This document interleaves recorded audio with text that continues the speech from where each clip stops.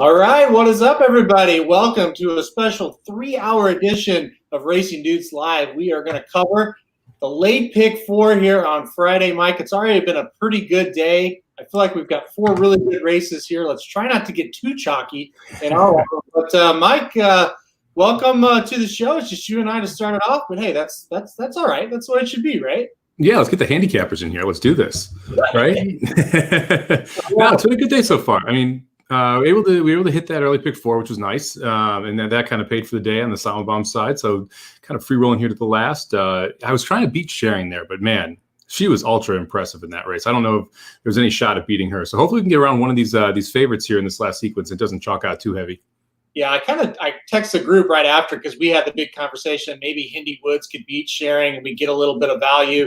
That was a pretty nice filly, I thought, going into it. But yeah, after Sharing wins like that, it's really hard to be mad. You know, it's just like that's just a really classy horse. It's really tough to beat those kind of horses.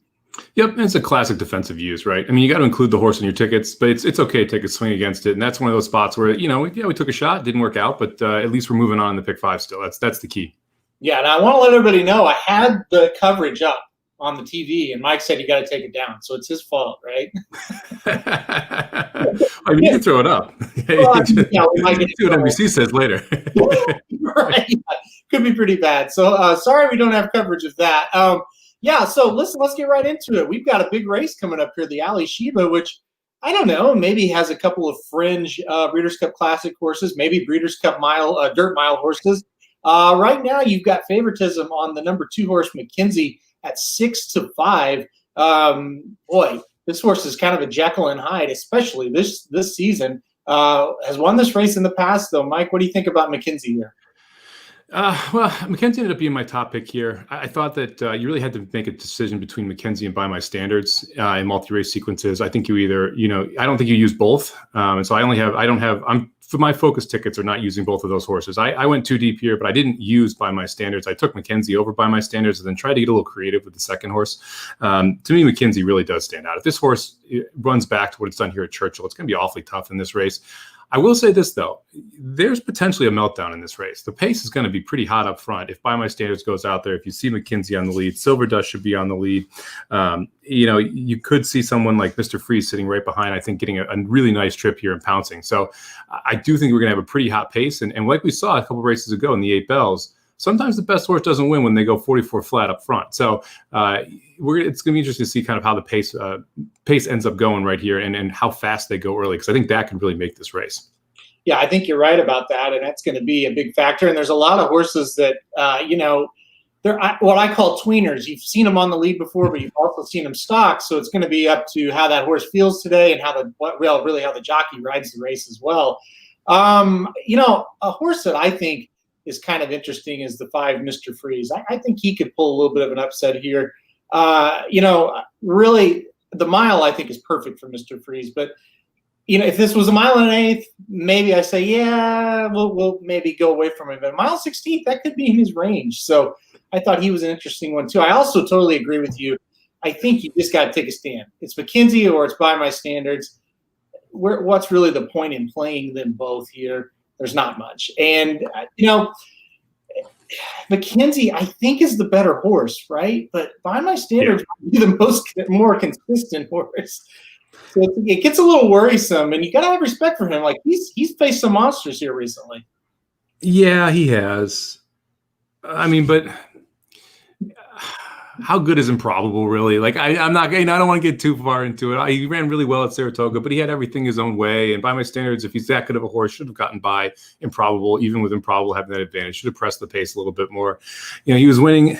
We won 2 and 3 back, but that that was the Oakland and the New Orleans handicap, and Warriors Charge, Captivating Moon, Chess Chief. Like also good races. And Mr. Freeze wasn't one of those, and I'm my second horse I'm using is Mr. Freeze in this spot. So there's a little irony there, but I think that the pace setup could really set up well for Mr. Freeze. I don't see how By My Standards is going to win this race. I can understand why people are betting the horse. The horse is probably the second best on paper, but for my money, I don't want to play 2 horses that are 6-5. I don't see the value in that. I want to take one of the 2 and then find one of the longer shots that I think has a better chance of upsetting them both and go that direction. And, in my mind, I'm going to take Mackenzie, who I think is coming out of better races and should be set up to run pretty well here. And then I'm going to take Mr. Freeze as my second horse in the multi races. Yeah, no, I agree with that logic 100%. Now we got a special guest coming on here. We got Saratoga Slim. What's up? I got my What's up, buddy? Kentucky Oaks 2018 Lily's glass, but I'm drinking beer out of it. What's up, gentlemen? I got to tweet out that I'm on. Join the webcast. Yeah, I heard that. I like Mr. Freeze in this spot. Yeah, you're on Mr. Freeze as well? Yeah. Well, after boat, I had him as a B horse, and I saw you had him as your second choice. I'm like, all right, I'm definitely going to use him a lot.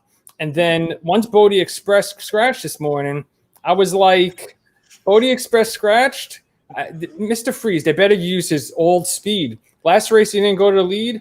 He should be in the lead. When he's on the lead, Mr. Freeze is very dangerous. He's done it before in his career. I think he needs to get forward placement here. Well, he loves the track too. I mean, his career best efforts over this Churchill track. I think that kind of suits him. It's going to be interesting. If he goes to lead, you could have a 4-way headbanger up front, which will be absolutely crazy. So it's going to be interesting how this pace sets up. That's one of the things we were talking about before you got on here, Slim. Is the pace here is going to be pretty hot. You just Top Gun coming up top there. Well, yeah, I mean, I got Owendale on a backup ticket. If it does get hot, Owendale will be. I mean, I don't know. McKenzie can keep off it By My Standards. Silver Dust, I guess. I don't know. We'll see. If all 4 of those horses go, then it'll be hot. But I don't know. Big Sexy up the top. What do you think, Magic? I think it's a great day for horse racing, boys.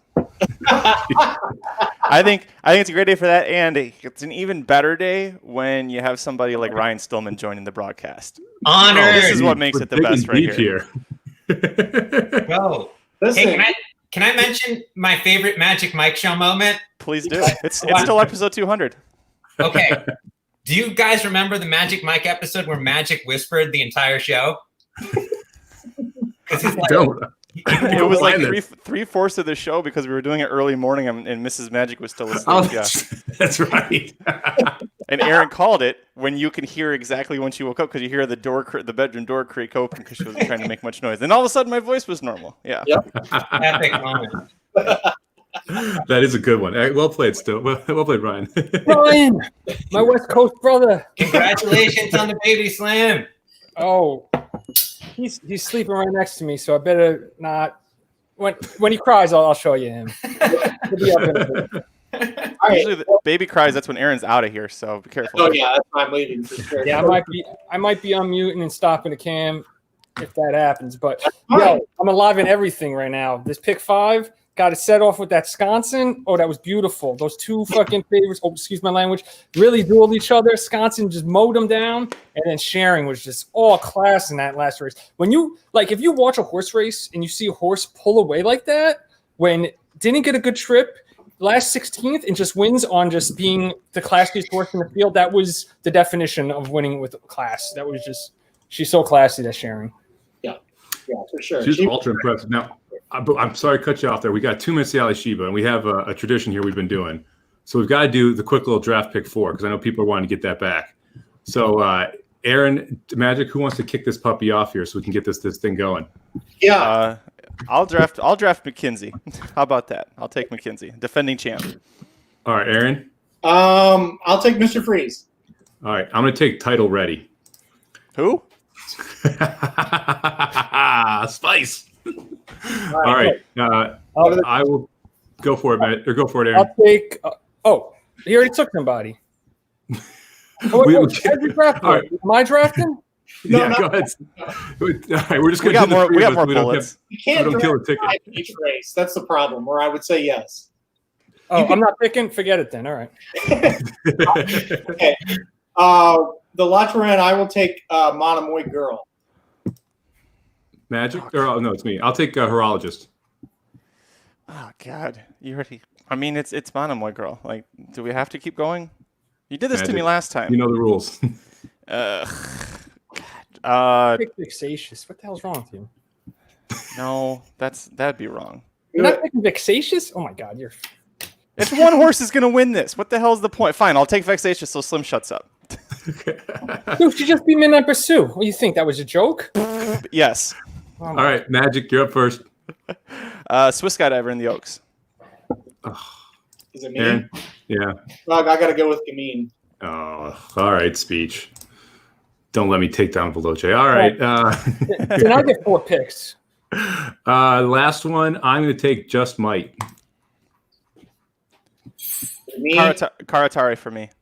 Sorry. I will take Well Able. Oh, I like it. Slim, Yeah. pick one in the last. I'll pick 4 horses you didn't pick then. I'll go in reverse order then. Go ahead. All right. I'll pick. I didn't really look at the last race, so I'll pick in this one. I'll go with By My Standards, and then in the next race I'll pick. She's a Julie. Then I'll pick Donna Veloci. And these are all the last horses. And I'll take my boy, Diamond Oops. All right. That was great. I think that's the winner. Yeah, I'm going to win this race. By My Standards, probably going to win this race. Magic, do you want to post that real quick? 'Cause I Do don't know. post what? Post that ticket that we just did. Sure. If someone reads the numbers out, I wasn't exactly keeping track. Okay, Mike. 257 with 128. Oh, with, whoa, Jesus, slow down there, Speedy. All right, 257. With 128. 128. With 145. 145. All right. With 2810. For By My 2810. Standards and title ready. Well, I gotta mute my thing here. Oh, we already have 1-1 in game 7. 4 minutes in. Already? Yeah. That was quick. How do I mute it? Savage, what did that ticket cost? What's 3x3x3x3? 40-50. All right, here we go. All right. This pace is going to be interesting. Are you guys watching on Twin Spires? I told you Mr. Freeze would take the lead. Did he go right out? He did. They're hustling too. I'm watching on NBC. Oh, because they're still parading around on NBC for me. No, Mackenzie's sitting second on the inside. Yeah, By My Standards sitting outside in third. I'm watching on the Twin Spires. By My Standards running a nice race. McKinsey's stuck on the rail here. Owendale's up earlier than expected. The 7's going 3 wide on the first turn for no reason. 4 wide on the first turn for no reason. All of them were within 3 lengths of each other. 25 and 3. They're crawling. That's so good for McKenzie. He's sitting right behind. He's only a length and a half off. Mr. Freeze, dude. Mr. Freeze might take him all the way. He took a bunch of money too. Mr. Freeze goes off at 9-2 while sitting on the board at 8-1 for between 5 or 8, 6-1 and 8-1 the entire time. Owendale is looming here. 49, so they picked it up there. It's almost 50 though. Still pretty slow. Owendale looks like he has a lot of horse. See if they're going to be able to get past Mr. Freeze now. Freeze cuts the corner, but yeah, it's going to be By My Standards and Owendale here. Oh, here comes McKenzie up the rail. McKenzie's coming, but By My Standards. Well, my standards is all over the track, it feels like. I think You got a length on him, though. look at Man, he's Gonna hold him off By My Standards. no, McKenzie just got out seam. Yeah, McKenzie's done. Throw the fucking towel in for McKenzie. Throw the towel in for McKenzie. His career should be over, man. By My Standards. That was a big time horse. He was the second choice of the favorite. What do you think? He went off as the second choice at 3-2. Oh, good. Oh, good. Ugh, I didn't like that horse at all. I know you did. I got him in everything. I did. I never liked By My Standards until he ran big in the Whitney, and that's why I liked him in this race. I picked him. I was the 4th pick in the draft. I got by my standards, boy. I told you he was going to win this race. Should have kept Slim in there. You should have replaced Magic with Slim. Yeah, what Magic? Why'd you have to show up today? I didn't want to do this. You told me I had to. Who did you pick? Title ready or something? Yeah, I took title ready. Oh yeah. I wanted them to melt down up front. That was my goal with that one. Dude, I told you Mr. Freeze would be on the lead. You want to question me? You don't question Slim in the pace. Oh my God. I looked at this race.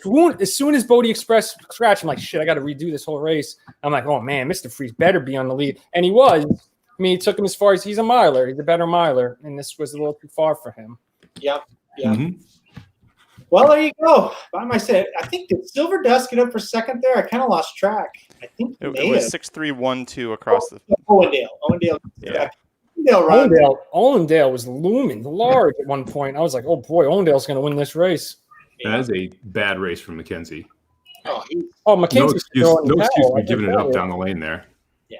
I mean, he should have at least been challenging. Yeah. He's just not what he was. And you know, it was kind of evident a couple of races this year. He was, if anything, he was consistent before this year, and now he's just kind of in place. So yeah. Yeah, I mean, let's go to this point, or maybe move on from this and talk about By My Standards a little bit. You know, he's kind of shown that maybe he can't beat Improbable, maybe he can't beat Tom's at Tot. Is this horse? Is he an underneath play in the Classic? You know, Slim, you kind of liked him here. Do you think he's an underneath use now in the Classic after this? No, I still really don't like this horse, but he's been good against these types of horses. I don't think he's on the same level as like Maximum Security or any of the Baffords. Yeah, he was pretty well beaten in the Whitney by Improbable. He ran big in that race, beat everyone else. Yeah. I just think he's solid. You know, when he was up against Warriors Charge there at Oakland, he won, but you know that field turned out to be just incredible. So yeah, I think he's that good mid-range Classic finish 5th or 6th type horse, but a really good performance today. You can't take anything away from him. He kind of looked like Slim. You kind of alluded to it as they turned for home. Kind of looked like he had it the whole way. Like he looked like the winner. Yeah, I thought that Owendale was looming large on the outside, but then you could see when they straightened out for home that he was gonna hold him off. Yeah. But Owendale 11-1. Jeez. That was a pretty exact, I'm sure. Yeah, so listen, I think now we get into a co-main event, basically, because we have got a preview of what could be just an outlandish distaff this year. And the first is going to be the older horses, or the older fillies and mares. And we've got Monomoy Girl here coming back for her 3rd race of the year, undefeated this season. You know, first race came here at Churchill in an allowance. It was against nobody. Second time out there at Belmont, she looked very, very good. She comes back here, but she's got to face Vextatious, who beat the horse we all thought was the best filly in the country. So let's see. Let's kick it to Samich. Samich, what do you think about Monomoy Girl coming in here and what this race really means for her down the road? Yeah, I want to pick against her. Like I really do. I have not been the biggest. I've always liked Monomoy Girl, but hated betting on her, and that's kind of where I am right now. Still, like I would like to try and beat her in this spot. I don't think I'm going to though. Look, I don't like Vextatious that much. I realize Sisterson's really improved this horse quite a bit. I mean, this horse is a 6-year-old and it's running its career best buyers in back-to-back races. I'm not really willing to take a chance it's going to be able to improve or even sustain that again. So I'm not going to use the 2 Vextatious here. I think the threat is the 1 Neurologist. I'm not sure if this horse can improve. It's at least 4 years old, so it's a logical angle. It's going to improve second time in the Mott Barn and later in its 4-year-old season. But I think Monomoy Girl is just going to be awfully tough here. I don't see a ton of pace pressure for her. I think she's going to be able to sit either on the lead or right off Lady Kate. And if she's able to do that, she's the best horse. And I think it's going to be tough to get by her if she's able to get first run on Lady Kate. You know, Ryan, you're kind of a guy that like compares times sometimes and talks about horses in that sense. Wouldn't you love this race to be a 1 1/8, just like the Kentucky Oaks, so we could compare the two?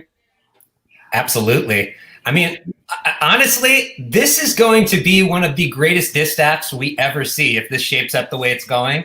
Midnight Bisou was like the horse of the year. Let's all be honest with each other at one point this year. Monomoy Girl's like Muhammad Ali. It's like she was gone, came back, and looks like she could be the second part of her career where it's like, wow, she beasted again. Like Beholder did that. Beholder was like awesome, 2 and 3 years old. Really, I'm not comparing them exactly. It was a little different. But I remember when she came back, how epic Beholder became, like to the point where it's like she was picking up more Eclipse Awards. This Monomoy Girl story is not done. It's epic. And we have 2 special fillies. So honestly, it's just like amazing. One of these horses has all these great rivals that's setting up to make them a Hall of Famer. Do you know what I mean? Like whoever's the dominant horse out of them, like Monomoy Girl, Midnight Bisou, Swiss Skydiver, Gamine horse, whatever horse beats the other 3 is going to be a Hall of Famer, like slammed up. Some of them are already headed there, but like one of them is headed for like greatness. It's epic. It's epic. It's a great time to be alive. What an Oaks Day. If you're not pumped after that, it's amazing too. You're going to get like 4-1 on one of them. You're going to get 4-1 on one of these horses, which is crazy to think. You might get Monomoy Girl at 4-1 on Breeders' Cup Friday. Think about that for a second. Like you never thought you'd ever be 4-1 again in a career. Midnight Bisou might be 4-1 if that's her next race. Because you have this absolutely amazing field that's lining up for the Breeders' Cup Distaff. I mean, you're dead on, Ryan. It is going to be an awesome race if everybody actually shows up for it. That's the key. Can we get them all in the starting gate? That's going to be the big key. Do you think that the best, like the alpha mare, alpha filly of this group should be pointed towards the Classic? Like, honestly, do you think that like that's the way to go? Because it's more money. So that's one. I don't know. I don't see any way Gamine does it because Baffert has Gamine and he has max security. So there's no way he runs them both in there. I think Midnight Bisou is the logical choice because she can handle the distance and did it in Dubai. I hope she doesn't do it though. I want all these fillies to face each other. I want that. I mean, one of the best duels I ever remember seeing was Beholder and Songbird going at it at Del Mar, and that I will always remember those 2 horses just banging heads, and they're 2 absolute superstars. And the opportunity to get 4 superstars in one race would just be absolutely amazing. And that, honestly, that's an exciting prospect because I remember that race. And when you look back at it, when you go back and see who was in that race, it was like 3 or 4 Eclipse Awards champions finished like the superfecta. Am I right remembering that? It was like Wicked. What was that horse? The Curlin horse was in there too. Oh, Stellar Wind. Stellar Wind. Yeah. And then who's the one who beat Songbird up at Saratoga? Like the last race of her career where she like it wound up being champion. It was like 3rd in that race. I'm trying to remember. Yeah. I admittedly am not the historian. No, it's not important. The whole point is like we're headed for one of those. Unbridled forever. Forever unbridled. There it is. Flip it. Yeah. I'm not sure, Sean. I don't think anyone knows who actually won that race. Songbird won, right? It was a photo, and everyone's like, "Oh no, the Beholder won the photo. Songbird won the photo." I gotta call Samich out, dude. Monomoy Girl will never be 4-1 in a race in her career. Are you kidding me? She's 1-9 right now. Yeah, and if she loses this race, and Gamine and Swiss Skydiver and Midnight Bisou all show up, she'll easily be 4-1. I don't think so. I think so one of them will be. You can't get them all at 3-5. I don't think they'll be 4-1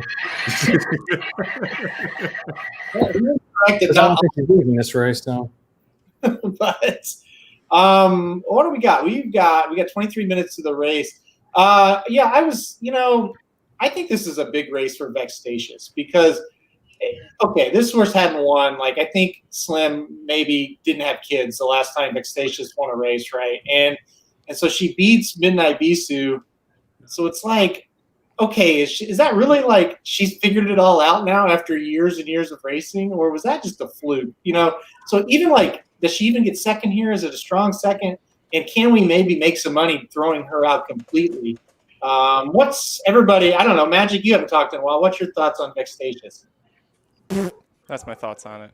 All right, I'm Vexatious? Is that what you're asking me about?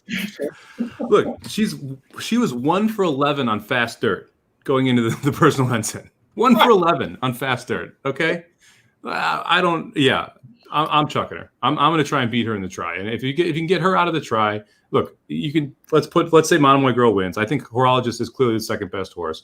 If I'm looking for a straight try and a third horse underneath, it's definitely not going to be Vexatious. I'm going to try and find someone who's a little bit more of a price.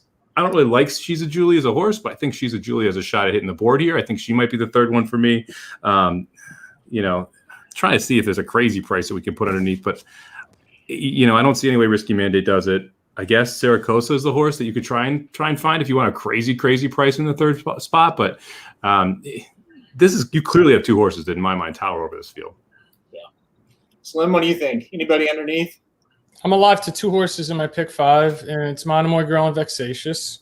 Vexatious lost to her by 2 lengths less, 2 times back. It was at a mile, I understand.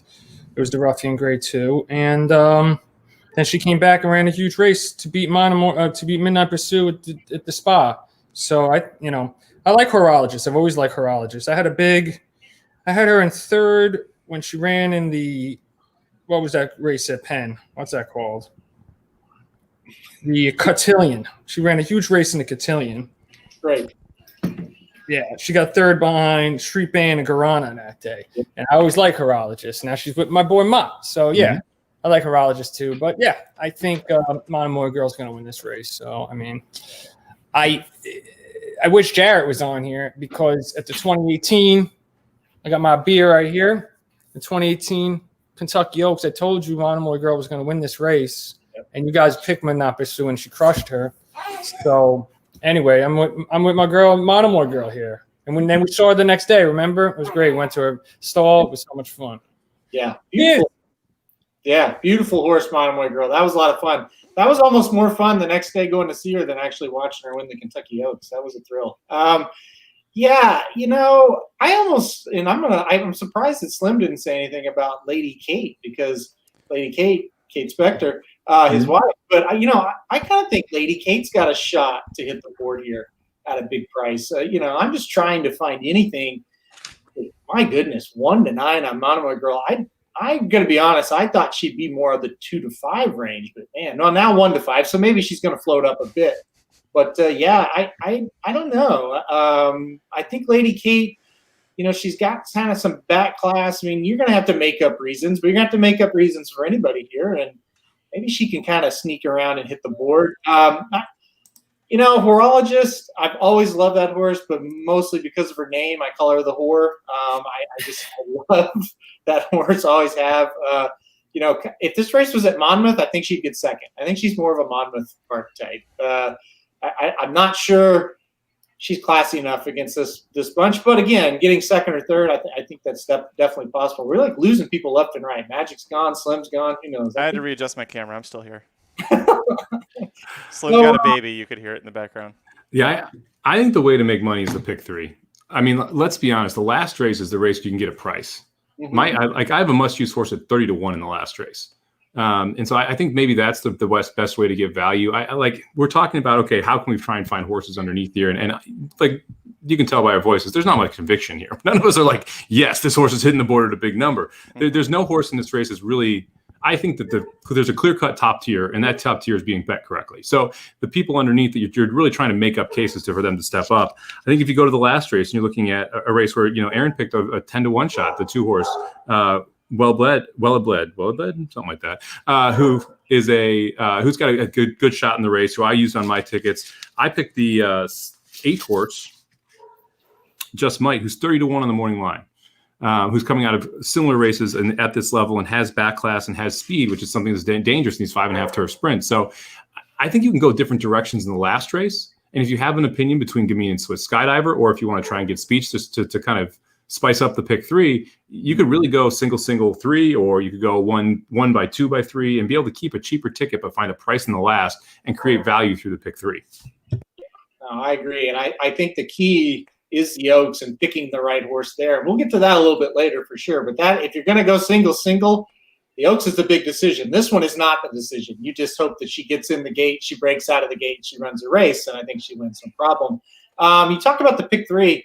I actually did sprinkle in Vexatious here just because what if she did blossom into something special and we get 9 to 1 on her and she's somehow all of a sudden better than Monomoy Girl, which is stupid even to think about, but still you're going to get a 9 to 1 price. And then all of a sudden, hey, we can get a chalk, we can get chalk in the Oaks like we're probably going to get. And then, like I said, you can blow up with that turf race.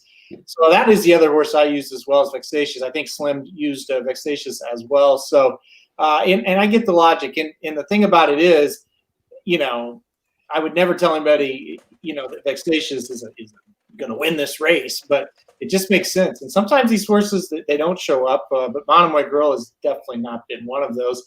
Ryan, you are kind of the racing historian, right? So you kind of compared Monomoy Girl to Beholder. You didn't say, hey, they're exactly alike, but the comparisons are similar. If this horse was to win this race and go on to win the Distaff, which would give her 2 Breeders' Cup races, very similar to Beholder, where does she rank all time? Is she one of the best you've ever seen? Wow. That's a great question. I just think that, let me put it to you this way. The Beholder field that she won, right? That like epic showdown where she beat Songbird and all these horses we were talking about, which field do you think potentially is better? Because that's a really good barometer, right? Because if she did that, that would be beating the best of her generation. Like, how would Songbird do against Monomoy? That's the way I would try to compare it, I think. Yeah. I think it's interesting, like you said, if you get Monomoy and Gamine and Swiss Skydiver and Midnight Bisu, and they're all in good form, and I mean, the winner of that race, you've really got to pat him on the back and say, yeah, you're something pretty spectacular. So, like I say, it's definitely a day to celebrate the fillies and the mares on Oaks Day, because you've got these great horses in back-to-back races that are really going to shape how the rest of the season looks. And maybe not even just with the girls. Maybe if we see a big Oaks performance, then we're going to see that horse in the Preakness. So that really, I don't know about you guys, but for me, the Oaks is almost more exciting than the Derby this year. Ryan, would you agree with that? 1,000%. Actually, I was talking to you about this, and I think, like, for the people who followed it like long time, like I'd say since like 2009, let's say, that's when I really got into racing full time. This is the second most exciting Oaks I've seen. The first one has to be 2013, when you had Beholder and you had just that field. If you guys remember the build up to that field, that Oaks, it was like the field of the century. And it kind of lived up to it in the sense of like Close Hatches went on to be a champion. Princess of Silmar looked like she was headed that way. It's such a field. But this race right here, the way it's shaping up, it's like, is one of these fillies going to go on and go to the Preakness and potentially stop a bid by Tiz the Law if that's what he winds up crushing the Derby field? To me, the only one that really has that shot at this second seemingly is Gamine. Like, we don't know how good she is. And if someone's going to beat this freaky, performance by Tiz the Law we potentially see tomorrow, the only horse that I think could potentially outdo it would be Gamine at that distance. But this, you've got to respect this Oaks. I have everyone I know who's not even into racing tuning in for it. So I hope Speech doesn't win, because I'm like, there's a showdown. You got to see it. I mean, do you guys feel like that too? I mean, honestly, it is, you can, in the air, it's palpable. And by the way, before you answer that, it's hard for me not to see Bob Baffert walk away with something this entire, like, if you remember the beginning of the year, Baffert was headed, it was like, how's he lose the Derby? He had Nadal. If you look at his roster, now it's so hard for me to think he brings McKinsey, he brings Thousand War, and he doesn't walk away with something. It can happen, but I just feel like Gamine it's going to take an effort to beat that horse. Like Baffert's, you got to remember something. Like, I've followed the history of the sport, right? D. Wayne Lucas. Now, to people that are newer to this right now, you're probably not looking at that guy and going, oh my gosh, this guy's amazing. But he was. You think about Bob Baffert, that was Bob Baffert way back in the day. And I'm not knocking him now, because he is Baffert level good in my heart as far as just talent and training. But records for Breeders' Cups. He won 6 Triple Crown races in a row. He won one year with 2 different horses, the entire Triple Crown series. What happens? Owners disappear, things go wrong, and you see where Lucas is. A guy who should never stop getting horses. He's proved everything he could do. He won a Breeders' Cup with a maiden, everything. Baffert knows you got to keep winning big if you want to stay in the spotlight. It doesn't matter if you're Bob Baffert, 2-time Triple Crown winner, you've got to win. So for me, he's going to show up and do something spectacular, because he's seen what happens. He's a historian. That's, long story short, my take on him. And I think he's going to show up with an effort like unbelievable from Gamine. So if you're having a bad 2020, just call Ryan Stillman. He will get you hyped. 2020 is the best year ever, right? So I agree. And so, yeah. Sorry. I'll go back to my question. Do you guys think it's more exciting? Sorry, I got way off track and too hyped. I'm on too many Red Bulls, I feel like. Let's go. What do you guys think? Is it more exciting? What's the question? Is the Oaks more exciting than the Derby this year? Like, is it that? Yeah.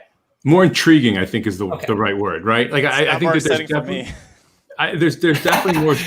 There's definitely more storylines on the Oaks side. I mean, the Derby side, it's kind of like, let's face it, it's Tiz the Law and then everybody else, right? So it's interesting. At least we have these.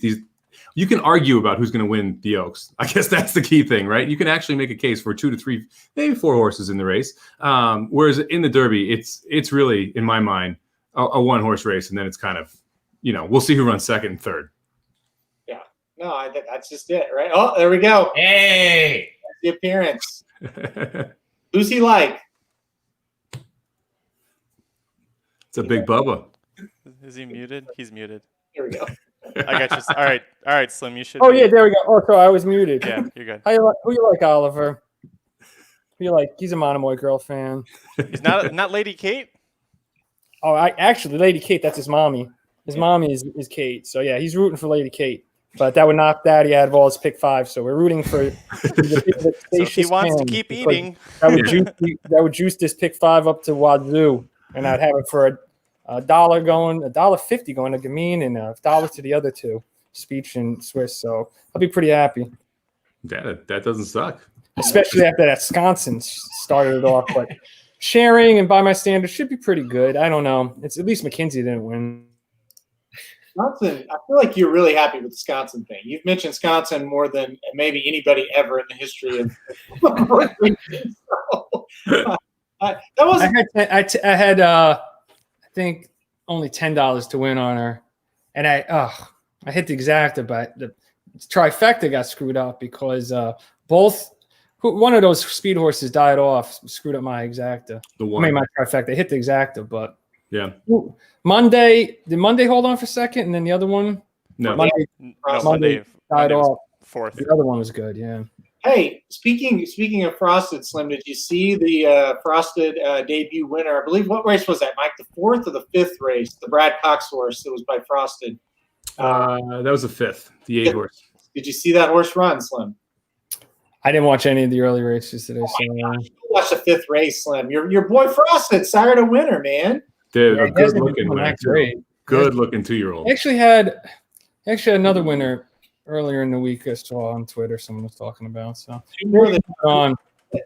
he hasn't had anyone big, so that's good to hear. He needs one big horse to keep on getting those horses. He looked awfully good today. I would say I can't remember who won. I can't remember the name of the horse who won the second, but the 2 maiden special weights, they both look pretty good today. So yeah, we were going back and forth about this. I mean, these days you see some really good 2-year-olds, and I mean we were talking about on the handicapping side how I'm for the most part not going to pick a single horse that's run in those 2-year-old races because a lot of ownership groups wait for these days to debut horses, and you just see some monster debuts. And you saw that with the 6 horse that won the second race, who looked very good. It was a $250,000 or $850,000 Into Mischief horse that debuted, and then in the 5th race, the Cox debut that was a Frosted horse looked amazing as well. I mean, you're going to see some big time 2-year-olds on these 2 days. Yeah. So the second race was, if we can just talk about it for just a second. Here we go. It was Salty as Can Be, name of the horse. Mark Cassie trained, and like I said, that's the Into Mischief that you referenced. Better keep an eye out for that horse. She looked awfully good. Mm-hmm. And Using Antics, the 9 for Bill Mott, who almost won for Bill Mott on debut. Those are 2 you need to look. That was quite a battle down the stretch. So keep your eye on those. And then Travel Column was the name of the Brad Cox horse. That was not so much of a race. That was a romp. So the Frosted horse there, keep a look. And the filly looks just like Frosted. I mean, the gray and everything. So that's definitely one to keep an eye on. All right, let's get back to this race. So, guys, we've got, it looks like 8 minutes to post. We've got Monomoy Girl up to 1 to 5. We've covered some races, especially in the past 4 or 5 weeks, I would say, where some short prices have floated up late.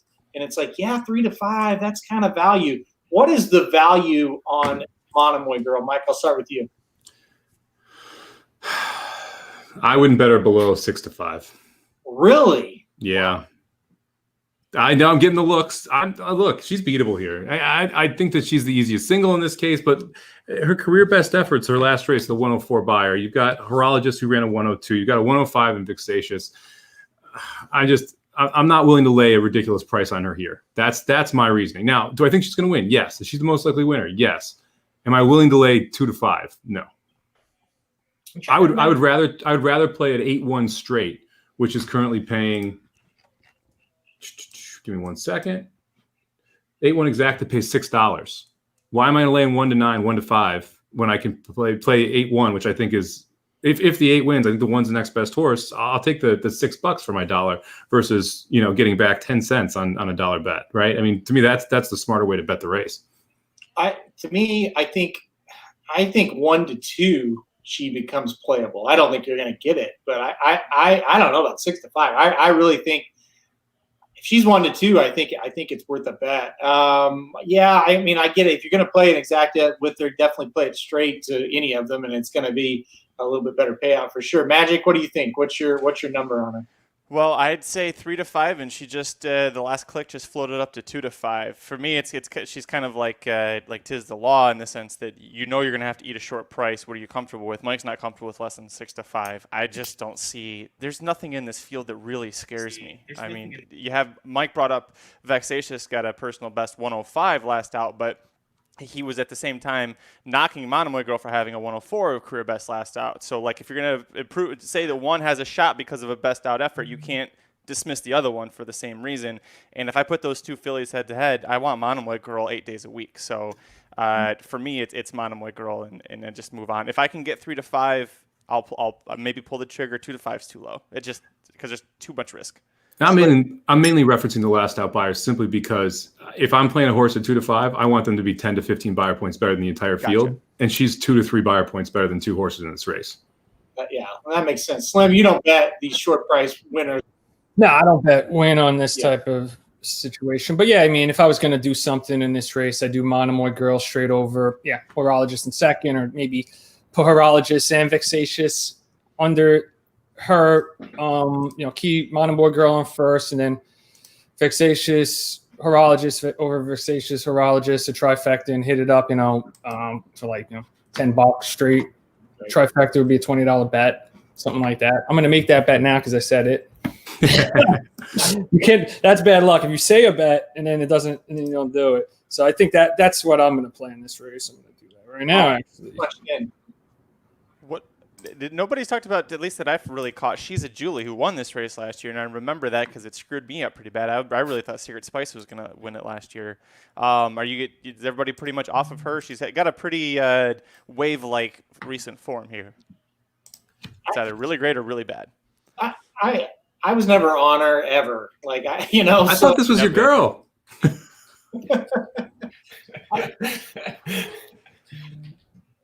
I mean, I was happy that Asmussen got his grade 1 win outside or in New York, but other than that, I've never really been on her. I didn't win that day. I didn't think she'd win the day we were there and watched her.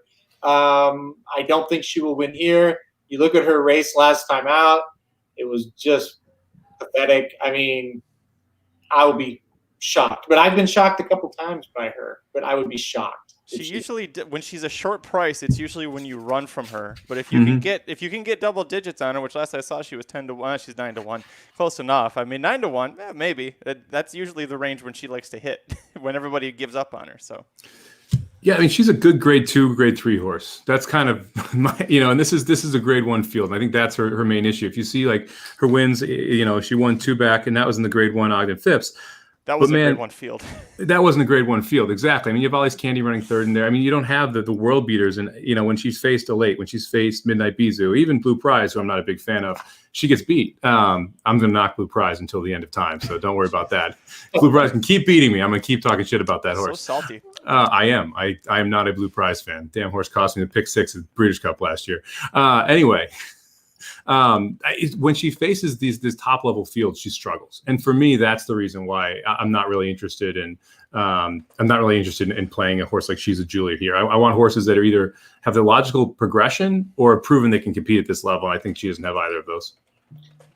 Yeah, I mean, I think that sums it up pretty well. Here you got somebody that got 8-13 in the market, $500. I mean, that's right. That's right around your price, Aaron. Yeah, I think I would have taken that. Unfortunately, I don't have any access. Aaron, what is that actual fraction? Tell us what that fraction means. That's your price. Tell us what it means. Well, it's close to 3 to 5, I think. So 4 to 7.5. Well, yeah. So it's Magic. Yeah. 4 to 6.5. 2 3.75. So it's like 2 to 3 almost. Yeah. I can't do anything fun without you getting all over me. So come on, man. Well, I was, my current co-host can't do math live on the air, so I was auditioning you, but you didn't pass the test. So I was the one who was correct there, by the way. It's almost 1 to 2, so I'd take 1 to 2. It's almost 1 to 2. So Summer Bomb's gone.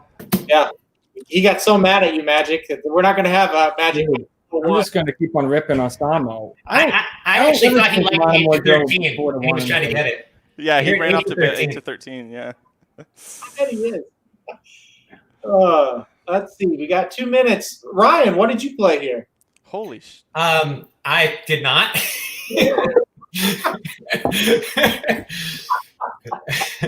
I know. that was mean of me, Ryan. No, it wasn't. It's the truth, man. It's the truth. No, The historian guy. I'm just gonna follow this. I'm gonna be the like nerd following it. You're writing her legacy, her bio legacy. So getting ready to go in the gate. And I got to be honest, I'm very thankful they are because it's really hard to talk about this race for 25 minutes. Just I'm really happy. if anybody's looking to play the Oaks Derby Pick 6, it starts in this race. Just to let you know. If anybody's ticking. Here we go. Here you go. I pulled up. I actually reactivated my Twin Spires account just because I didn't like being 3 minutes behind. It wasn't fun watching that race listening to you guys. No, I'm watching on Twin Spires. They're all loading in the gate for you guys, right? Yeah, they're loading in right now. There goes Monomoy. Right. Ryan, let's get your bet home. Come on. All right. I played a straight super, 8-1-2-4. Okay. Oh, she did very well, boys. Oh God, you're ahead of me, killing me.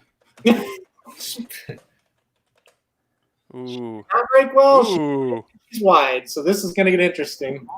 Very wide for Monomoy Girl. Boy. She's not running like an 8 to 13 would, you know. This is why 6 to 5 was the number. Well, no. Let's wait across the wire. Yeah, well, obviously they got to. Yeah, let's see how this plays out because she could still smoke him. And there's Lady Kate on the lead, just like you predicted there. And this is how she gets home. Or a price. If you're looking for a price, it's either the pace meltdown or horses gets an easy lead. And right now, Lady Kate has that. The biggest thing I would say is she's just kind of rank.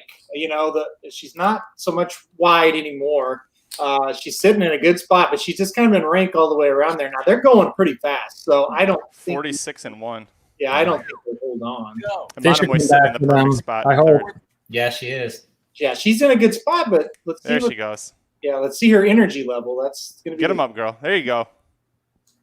She's gonna pass these. Yeah, those. She's getting by those two. Flo's in third and he's peaking. Am I good? Okay, I'm good. Gosh, Right. That was a big. Yeah, I'm like 3 seconds behind. That was a monster look back. wow. Here we go. Wow. He ain't hitting her. He ain't hitting her. No.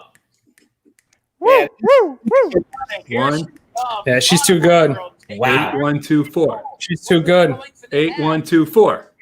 Yeah, that 7's gonna screw you up. Lady Mike. I'm Kate. sorry. Hey, you still listen? Quit 7. Quit. Lady Kate, holding on. Lady K. Lady Kate. Damn, I should have played over Lady Kate. It's horrible. You're a Well, horrible father and a husband, Mike. Horrible. I've won money on Lady Kate before too. Wow, what a big gallop out too by the one. Our 2 long shots both hit the super, Aaron. I bet that super actually pays something. What, $3 with Monomoy? on top? No, I bet the 10-cent super pays $25. tell you what, boys. I don't know what 8 to 13 is, but that looks pretty damn good to me right now. Yes. Shout out to him. Yada Terriot Fran Abel. Way to go. Shout out. You know what? That was a really nice performance because you got to admit, like, she didn't have it her own way. I'm not saying it was like out of this, but congrats to her. It's not, you know. Oh, that was good. You're not getting 4-1 on her in the Breeders' Cup Distaff. No. Was that enough for you guys to get excited enough about her though to take on Midnight Beast? Like, did you see, or you're just like, no, that should have been the way it was? Just, am I asking that the right way? Do you know what I mean? Like, she won. She was supposed to win. Did we learn anything? Or it's just like, okay, some adversity. I mean, we still have a lot of questions, right? I can't see ever picking against her again, honestly. Okay. He didn't touch her. No, like Like that. that was it was an aggressive hand ride, I'll say. It wasn't like a completely lazy one because the 7 hung around, but that was a terrible trip. I mean, the bad break, 4 wide in the first turn. She had to run up into a fast pace. I mean, they went 23 in the opening quarter to 46. She probably ran a little bit faster in that second quarter to kind of stay in range, and was loaded around the turn. I mean, that was a pretty impressive performance, all things considered. I think really top-notch horses have lost with lesser excuses than that too. You know what I mean? Got like spanned wide a horse. I mean, the horse that ran second really did like run a winning race in the sense of like it did wonderful in my opinion to finish second there. It just beat a world-class horse was going to beat it. Mm-hmm. Yeah, if you're the connections of Lady Kate, you're very happy right now. Yeah, oh, absolutely. Yeah. And what does it say about Vexatious, by the way? Did we? Yeah, you know what I mean? Well, I was going to say, for the connections of Vexatious, you're like, oh, well, that's the horse we've always owned. Yeah. That's why it was 1 for 11 against her. Yeah. It's amazing what can happen up there at Saratoga sometimes. It really is. Sometimes they just get beat, and it's like, wow, I cannot believe that happened. And that was the case. And, I heard the Magic Mike show. Oh, it was probably episode like 195, so that wasn't that big of a deal for that one. But you guys kind of like, well, if Mike Smith would have been on Midnight Bisou, probably would have won, and I don't disagree with that. But at the same time, she still should have been good enough to win. So it was just one of those things, just a weird thing. There you go. 8-13 is 1.58. See, this is why you should subscribe to this show. Don't tell me you guys all knew that. This is what you learned here. Besides, you're going to win some. You learned something new every day. Well, you win 8 for every 13 you bet, though. So it's not 1.58. That is 1.58 if it's 13 over 8. Well, he's saying you get 1.58 on the dollar. So it would pay out for a $2 wager. It'd pay out $3.16. You got it. Don't help him. You got it, Aaron. Yeah, 16 cents. Okay. Okay. Right? It didn't come through. I heard 3 and I was like, and what? Eat him. Oh, there he's gone. Hey, look who joined our show too. Shout out to Dan down there in the comments. Our boy Dan. Why Dan? Escaping the suit. Out of the suit. He didn't go for the triple. I love you, buddy. Let's go. The suit's locked up, right, boys? We're done. That's done. The penalty suit. Yeah, this guy right here is going to wear the penalty suit up and Elsie. Yeah. Oh, we can't wait. It's going to be awesome. It's going to be good. Yeah, and I believe Magic Mike will be the one picking it out, which is really bad news for Austin. And it's horrible because, when I won last year, I wasn't going to torture the person. If I lost and Magic and Mike won, I probably would have to quit the league and change my legal name for whatever that outfit's. Oh yeah, because John would have been safe. We weren't touching John. We have way too much respect for John. Yeah. We would have bought John. John would have worn a crown. You would have been the court jester. We'll just leave it at that. We got a fun idea. It's not even that mean. It's just kind of fun. So hopefully we hold on. We're not going to lock it up yet. Aaron's got a little bit of a shot here, and I agree too. But but yeah, I'm excited about this. I think it's going to be a good time for everyone involved, not just Magic and I. If it is a duo, do you have a matching thing planned? Just like a little hint? Is there like something? Because if it's them, interesting. We've got ideas. They just showed Brad Cox, man. That dude's been eating all day. Man, he gained like 20 pounds, I think. I love you, Flo. I'm seeing him now. You're right. That's kind of sad. He was on a diet. I think. It wasn't this year. It was last year. This is the type of information that only the racing dudes know. That they knew that Brad Cox was on a diet. Like, that's not showing up at PPs. That's insane. I know. The LBS is where it's showing up. That's hilarious. Listen, I rode down in an elevator at the last time I saw Brad was at the Pegasus. I rode down. He was staying at the hotel as us. I rode down the elevator with him. I had a Warriors charge hat on. I said, yo, Brad, is he going to win the Oakland Handicap or what? And he looked at me like I was insane. And then he saw that. He's like, oh, yeah maybe.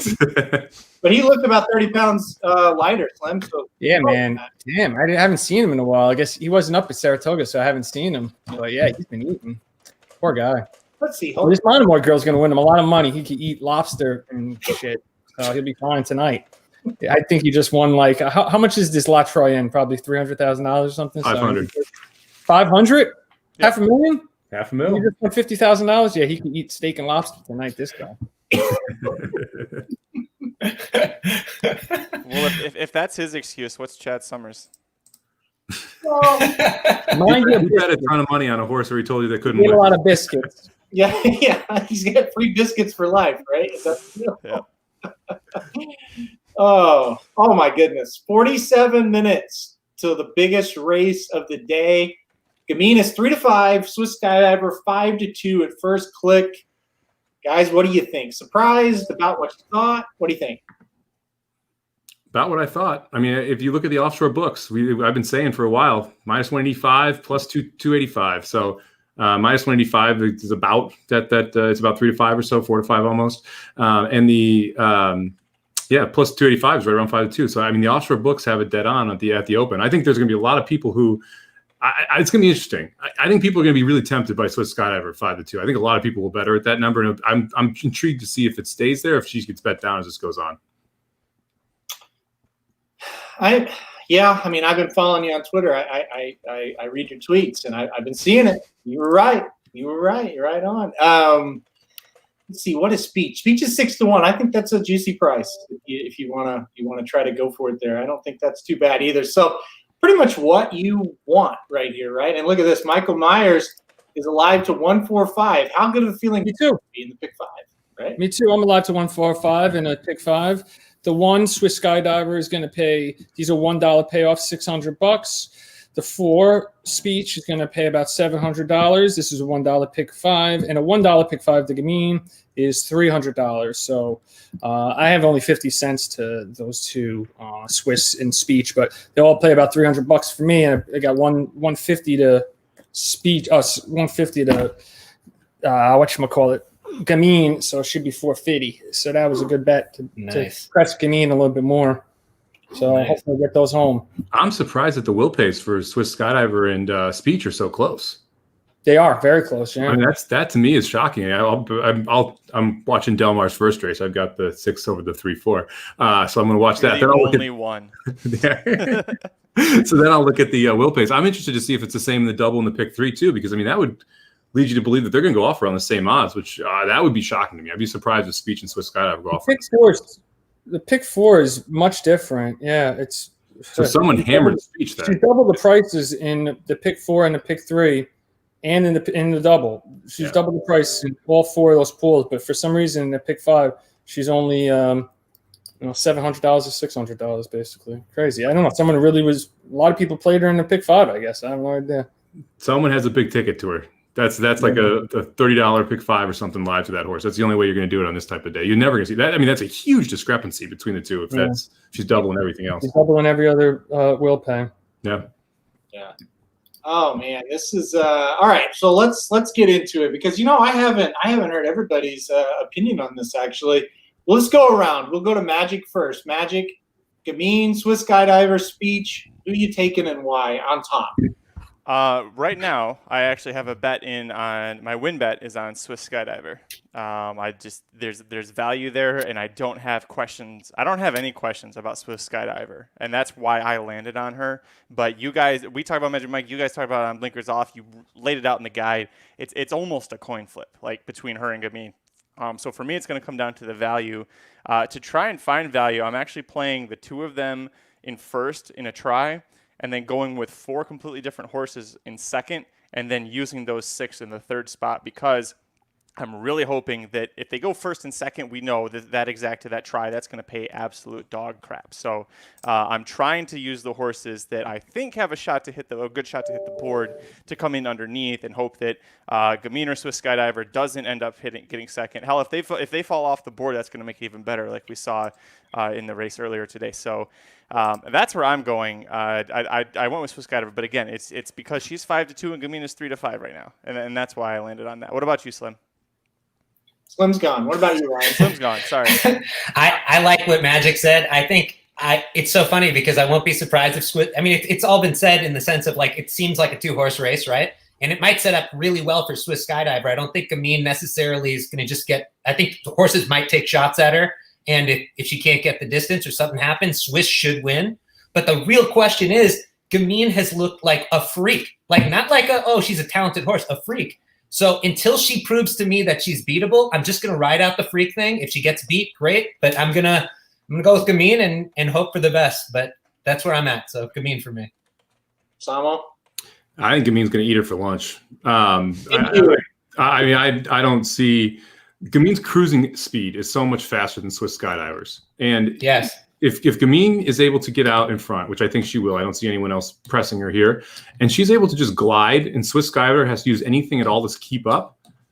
It's not only that she's facing the best horse she's ever faced; she's facing a horse that travels better than her, and Gamine going 23 and Swiss Skydiver going 23 are very different things. Gamine can just cruise.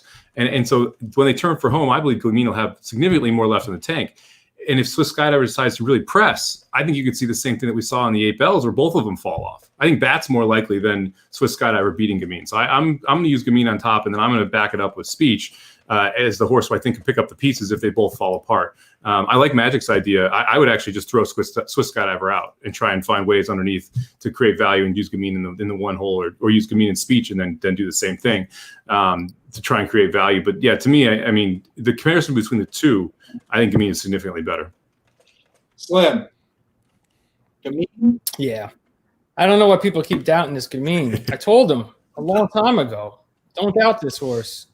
She's going to destroy this field, just like she's destroyed every other field that's gone up against her. So, I mean, Swiss Skydiver is a nice horse, but she couldn't beat Art Collector, and Art Collector's garbage in my mind. So, the horse couldn't even make it to the Kentucky Derby. He got hurt. He ain't no horse. Screw that horse, Art Collector. So, Swiss Skydiver ain't nothing. I know she ran the Alabama, but Bonnie South, she beat Bonnie South. And they decided that Bonnie South ain't good enough to run in this race. So that's what I got to say about Swiss Skydiver's class in the last 2 races. Gamine just throttles everybody. She's a once in a year horse for Baffert. This is his horse this year. So he did say that she reminds him of Justify with her ability to just like float over the ground. So I mean, she got that going for her. I'm trying to be really nice to Swiss Skydiver guys, so I kind of take back some of my stuff. I didn't think you guys would just be like, no, it's her. That's kind of how I feel, but I'm trying to give her respect because I do appreciate that she's went for greatness this year. She did try to step up and do it, but to be honest with you, Gamine looks like the real deal. And then you told me the Justify thing? Oh my gosh. Even money? It should be that. Baffert gets a horse like this. He has like 4 or 5 like ridiculous starts with them. And she's just one of those types. It's like Justify, an American Pharaoh, had Abel Tasman on a run at one point where she was just unstoppable. So I just think she's on this run that's just like the juice is flowing in her and she's taking well to it. And eventually will wear off and she'll be screwed. But right now, she is ready to roll. She feels no pain. She's got lidocaine patches all over her body right now. So right now, the Gamine, right now the Gamine to Tiz, $2 double. Wow, that's unbelievable. $2 for $1. Gamine to Tiz right now. That's it's ridiculous. That's why you have to play Honor AP in that double. It's such a big disparity. It's insane. I have to take a look at the. I want to look at the Will Pace. I looked at it earlier today. The Will Pace in the Oaks Derby double the probable payouts is crazy right now. If you take a look, I'll read them off real quick. I mean, $2 Gamine to Tiz, but it's 20 from Gamine to Honor AP, 10 times the price on Honor AP compared to Tiz. So you could tell me that Honor AP is 10 times less likely to win the Derby than Tiz. That's pretty dramatic. I know Tiz is going to be really tough to beat, but 10 times the price? That's a lot. That's a big disparity. Yeah. I want to kind of back up to something Magic you said, and it's absolutely true. There's less question marks around Swiss Skydiver. She can get the distance. There's only one question with Gamine, and if the answer is yes, the race is over. Can she get the distance? So if the answer is yes, it's over. She's a better horse than Swiss Skydiver, period. She has more talent. You're right. I don't think Bob Baffert sends a horse to the Kentucky Oaks to get her ass beat. Like, I just feel like if he thought that this horse couldn't get a mile and an eighth, I don't think she would be here, guys. And I think he's kind of trained her up to this. He hasn't ran her at a mile and an eighth all year. I think he's saved her up for this. And, you know, if you can't really get the distance, you start to slow down. You know what the best way to get it is? If you're maybe a little skeptical, get to the lead, get an easy lead, get so far ahead that you can still kind of cruise, and maybe they close on you, but you hold on. I mean, I'm with Samich and Slim. I kind of think if she wins, it might be by like 6. You don't expect it to be close.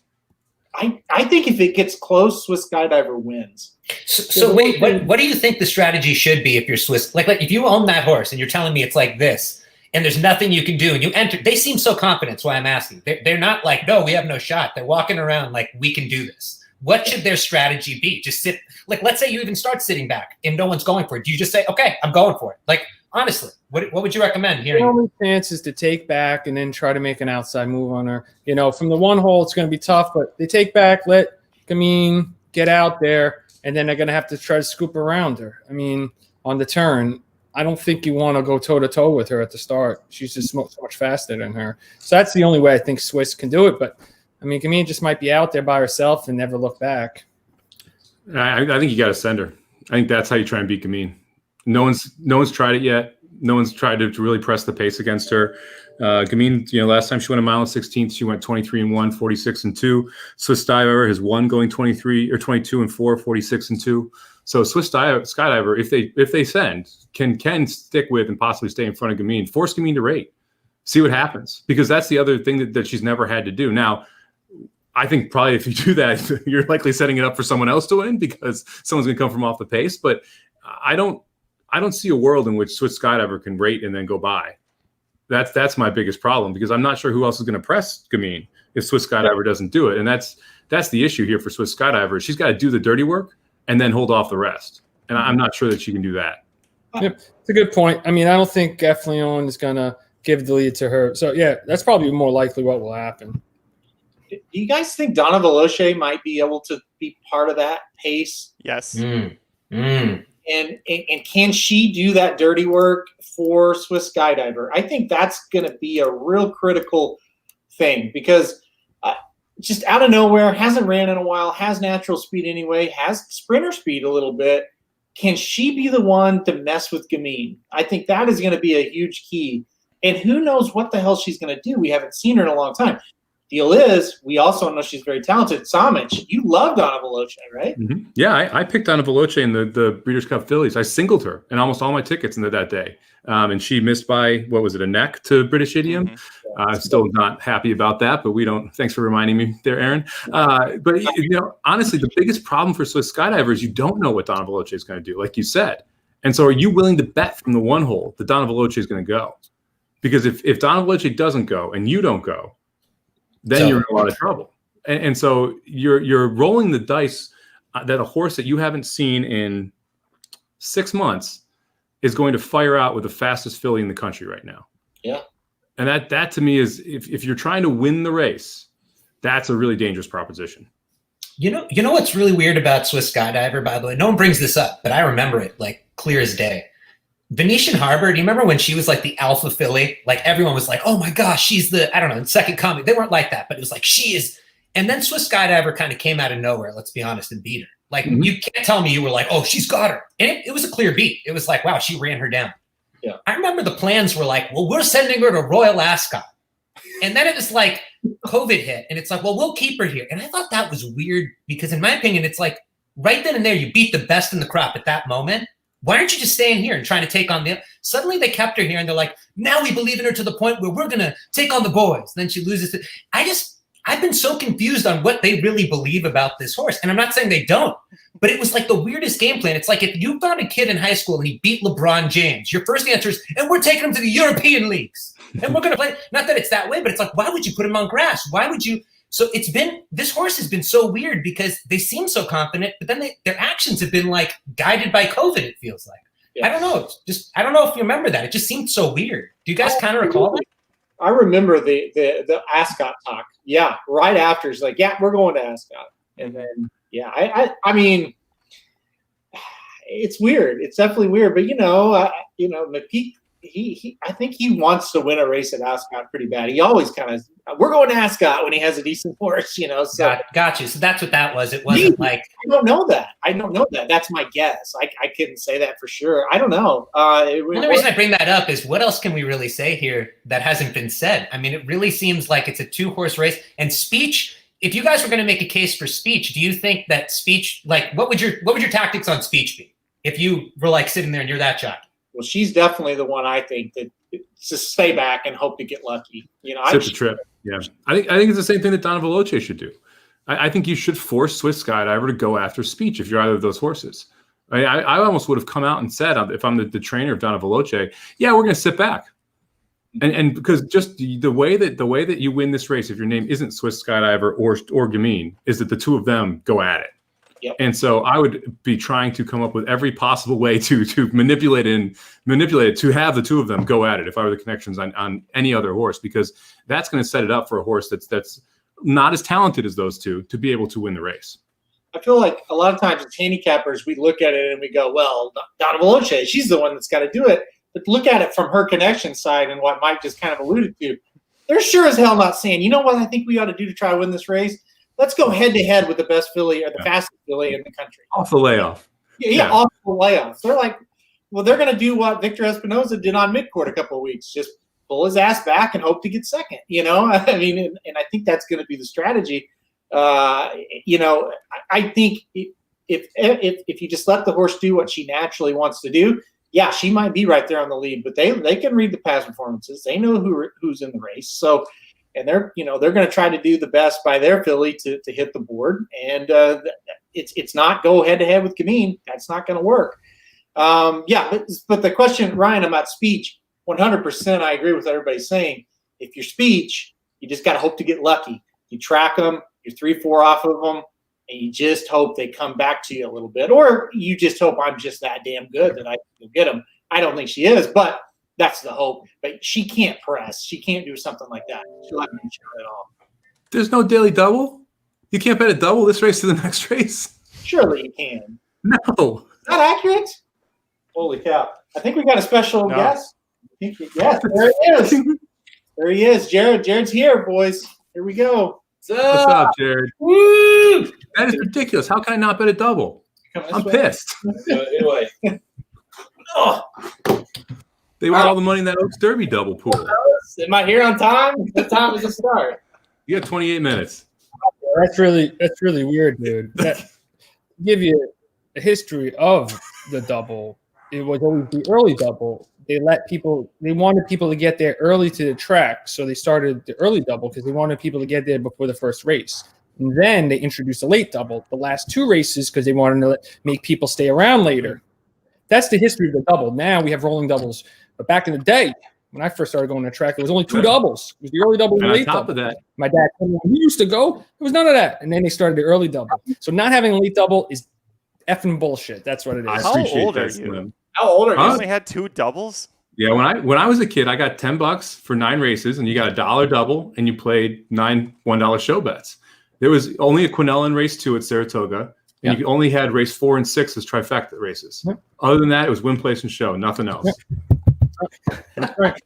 There's only a couple of races a day that have those exotic bets. Well, listen, Oakland didn't have rolling doubles until about 2 years ago, and that's the honest to God truth. They had an early and a late. That's it. Yeah. Do they have HD?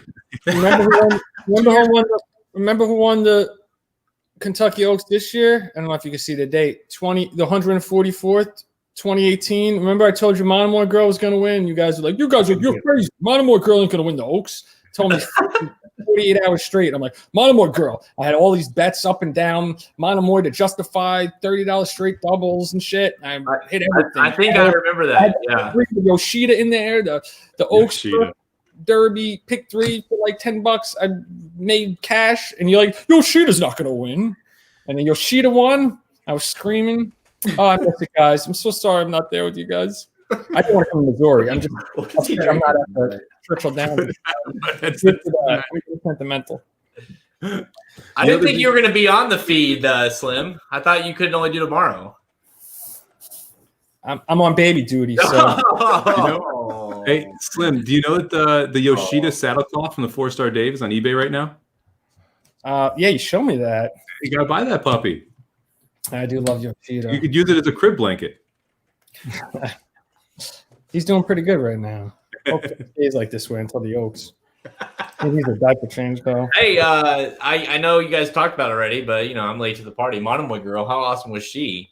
I tweeted it out on the way here that she's firmly ahead of Midnight Bizu now. Yeah, we agree. Obviously, with Vexatious still running, I don't know where she's at, but Yeah, Slim. she certainly wasn't close. And by the way, I have to. How the hell did you three dummies? Not one of you picked By My Standards in the first leg. No, I don't like that horse. I had the third pick. I could have picked That's it. why. And Sonic I was didn't do supposed to it. take him, and you didn't take him. Well, you guys know me well enough to know I'm not taking By. I literally said I will not play both By My Standards and what the one horse's name is and McKenzie. McKenzie was god awful. Like that was bad. Yeah, he flat threw in the towel. Yeah, he has no heart. For a long left. So. His heart has been ripped out of him or something. He sucked in the line. His heart's been ripped out of him. He went to Dubai and he sucked there, and he came back and he sucked even worse. So I don't know. He's bad. He and Swiss Skydive are going to have a little pity party tonight after Gamine rips her heart out too. I'm sure McKenzie will have sex with many horses very soon once he's retired. He's like a multiple grade 1 winner, so he'll live a pretty nice life. So I don't think he's so upset about burning a bunch of people's pick fives during this fucking Oaks Day. It's really, you know what's hilarious about that too? I can't remember a Baffert horse with that much height who's hung around this long and been so disappointing. Like he's almost been what they thought he would be. It's like it's crazy. McKenzie never caught fire where you were like, yes, that's what they're talking about. But he always had that like maybe this time it'll be. It's kind of crazy. He's one of the most disappointing horses in the last 5 years, which is crazy to say because he's had a good career. But I mean, who was it? Jared or Aaron? Which one of you? It was like McKenzie's winning horse of the year when at the end of his 3-year-old season in the next year. Yeah. One of you guys loved McKenzie for horse of the year. Yeah, we both liked that horse at one point. I had McKenzie singled in the Classic. That's right. Yeah. Yep. Is it that year or is No, it was the Churchill year when he finished like 35 links behind. Now, thankfully, I backed that up with Accelerate hard, so I did okay. But I did all the hard legs, and I got to. And I was like, oh, McKenzie, he's just like that's it. And that to me, that's him in a nutshell. It's like I singled him in the Classic, and he's just never been kind of what the thought. Even like, but to Ryan's point, like it's hard to look at that horse and be like, oh, he was a huge disappointment because he does win a lot of huge races, or he did anyways. Expectations, man. You know what? I feel like his best races he didn't win too. Like there was the one last year to the Sprinter. Oh my gosh, my head's just not in there. But that race up in New York, wasn't it? Where he Matoli. Yeah. No, I felt like that was one he could have won. And then we'd be like, wow, remember that time he beat Matoli? It's like, no. Remember that time he came up against Vino Rosso? No. It's like this. The horse got DQ'd into a win by Salamini. Like there's the weirdest things happen to this horse. It's like a looking at Lucky kind of thing. But looking at Lucky had more luck. He won the Malibu. He's had big races. No, he has. But I'm saying, imagine if he had those like 2 wins on his record slam. Do you know what I mean? It'd be like, wow. He's disappointed as much as he's won big races. He's disappointed more than he's won big races. Yeah. He's certainly the one you can count on. Here's the deal. If the Lakers this year don't win the championship, they're a disappointment. It doesn't mean they're a bad team. They're a disappointment. If the Thunder get to the finals and lose, they're overachievers. They're unbelievable. It's one of the best seasons they've ever had. It's all about expectations. And when you have a guy like Bob Baffert, late 2-year-old, early 3-year-old season, saying this horse can win a Triple Crown, and then he does what he does, that's what you're left with. That expectation level was set way too high, and it was set high by someone who has a history of setting that level, and then they come through. And achieving it, exactly. All right. 23 minutes to post in the Kentucky Oaks, and 3-5 just dropped down from 4-5 on Gamine, 5-2 on Swiss Skydiver. Speech is 5-1. And She Go Dares away, the Brandon. Devil and Donna Veloci very close, 13-1 on She Dares the Devil, 15-1 on Donna Veloci. Everyone else is balloons. I mean, I'm sitting here trying to make a case in my head for Donna Veloci, and I'm starting to do it. I was going to bet doubles with Donna Veloci because I do love this horse. And you can make, like, if you go back and watch, I watched the replay while we were talking of her last race. She did have a really bad stumble at the start. I mean, I think I'm going to play something with Gamine up top and then put Speech and Donna Veloci underneath and try and get Swiss Skydiver out of that way. I think that's a shot you can take because there is upside on this horse. This horse sold for $800,000. It's a daughter of Uncle Mo. I mean, this is the same connections that we saw. Well, I guess not. Well, yeah, no, it's the same connections that we saw for Bellafina. I mean, they've had good horses. This could work out, and she could end up sitting a good trip if she's able to sit right behind the two and they go after it. So, Samich, from a pace perspective, if you want to get Swiss Skydiver at a number and you believe that Swiss Skydiver is going to press Gamine, is it just that she'll try to press Gamine to come to the top of the stretch and Gamine will start pulling away from her, rip her heart out of her skull through the, like, you'll see Swiss Skydiver's heart just like pop out of the top of her head because her heart will get ripped out and then she'll fade back and Speech and Donna will get second or third in some order. Yeah. I more or less. Yeah. I mean, you're going to see Gamine go around and she'll actually turn backward, start running backward, put a lawn chair down for Swiss Skydiver, just sit in because she's going to be so tired. And then Gamine will just keep rolling on by. I mean, I think she's going to literally just demoralize that horse. I mean, that would be a nice try if you get Don. I'm going to play that then. A $10 try with those two underneath Gamine. All right, I'll do it. Bam. I'm into. I'll play it. Yeah, $10 try, Gamine over Donna, and I mean, She Dares the Devil is a little scary too. That she could hit the board too in that case, but Donna was supposed to be great at one point. She was the best horse coming into the Breeders' Cup, in that class. So I still can't believe she was favored. I forgot she was the favorite in that race. One race, one stupid race. I mean, it wasn't stupid. Pretty good stupid race. Yeah. Right. Trust me, I was there live. Trust me, I know how good that first race was. I just couldn't believe that she was favored over British Idiom. You guys remember when you could go watch racing live? That was fun. Barely. No, I don't. Really? Yeah. This Sleepy Meg 35 says, "Why are you all against Swiss Skydiver? I actually think she can win. I think she can win too. I just think Gamine's better." And also, Magic is not against Swiss Skydiver. He's picking the horse to win. So, and I think Ryan picks Swiss Skydiver as well. So,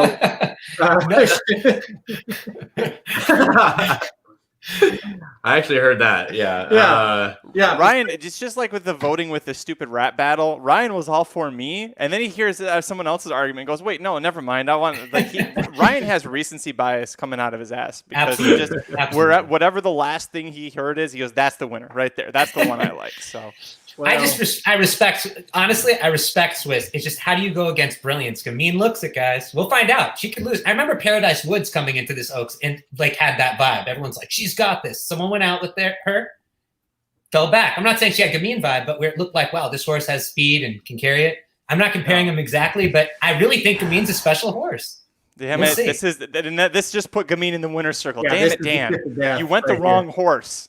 Oh, this is the kiss of death. I got to change my bets. Hang on. Oh my God, Gamine's going to 14 now. It's not like Swiss Skydiver can't win.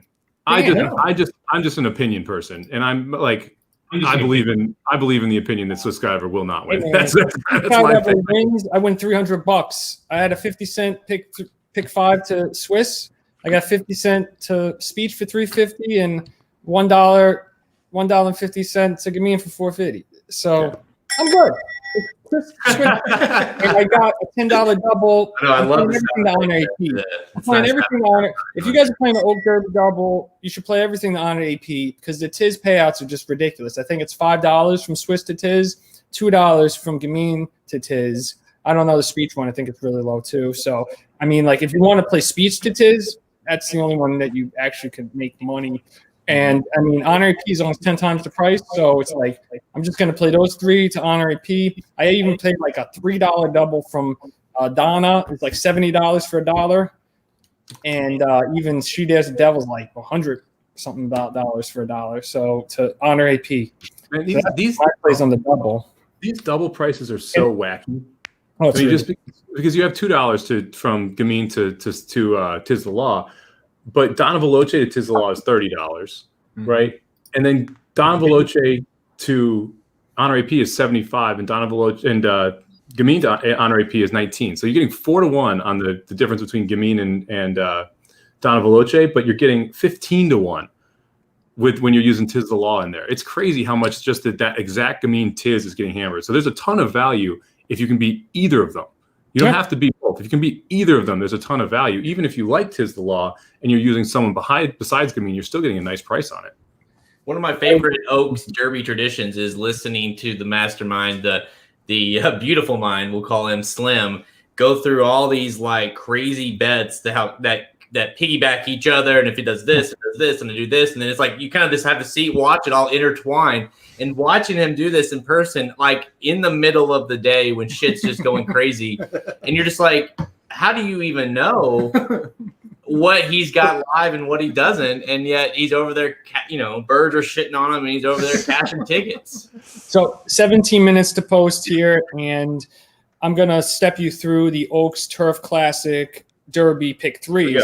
It's a great bet. It's one of my favorite bets of the year. If you guys are out there, you got 17 minutes to throw in some combinations. And I think Scott and I are going to bet like $500 before the time race starts. This thing to hurry up. Some value. The way to get value to Tiz, you want to be alive to Tiz in as many pools as possible. I want to be alive to Honor AP in as many pools as possible. I already have a pool from 10 months ago. I have an honor code for 200 something bucks. Anyway, as a sire bet for 19-1. So that's my big bet. But anyway, the bet you can make right now is the pick three, which in the middle leg, there's 3 Chad Browns. You know me, I'm a Chad Brown homer. And Rock Ember is kind of he's not good. I mean, he doesn't like to win. But you have Digital Age, which I know that my man Samich likes. And then you also have Sacred Life. They're both 6-1 on the morning line. You could get value with those 2 horses. Play Gamine, play Swiss Skydiver, play Speech. One of those 3 wins, and then you can have Tiz at the end and get a much better value than the double. If you want to factor this is the favorite 3-1 morning line in the Turf Classic. So that's a way to get some value to Tiz if you're looking to beef up. But you can't do it for $2. You got to have it for $5, $6, $10 on those pick threes if you want to really do it. There you go. I'm glad you mentioned that. I got it all written down. I put my bets in now. Yep. I'm glad you mentioned that, Slim. I do love the 4-horse Digital Age in that middle leg. So I'm punching in some pick threes because that is a good call because you can create value in that middle leg. Because I think Factor This is a terrible favorite in that spot. I do too. Yeah, I think Samich, be careful for Sacred Life. Be careful for Sacred Life. My second pick. Listen, I think Digital Age. I agree with you, and Sacred Life. I think those are the 2 sneaky ones. And I don't think they're going to get bet quite as hard as the Rock Emperor. So I'm with you guys. I definitely think there's value there.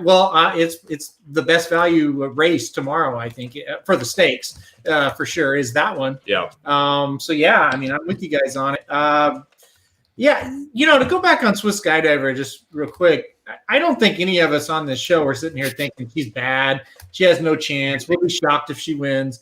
But it's a type of race where you can't be wishy-washy. You've got to hammer that opinion because the odds are too low to be like, well, we could do this and this. No, you got to do one or the other. And honestly, guys, again, I'll go back to what I said about 10, 15 minutes ago. There's only one question mark. And if the answer to that question is yes, this race is over.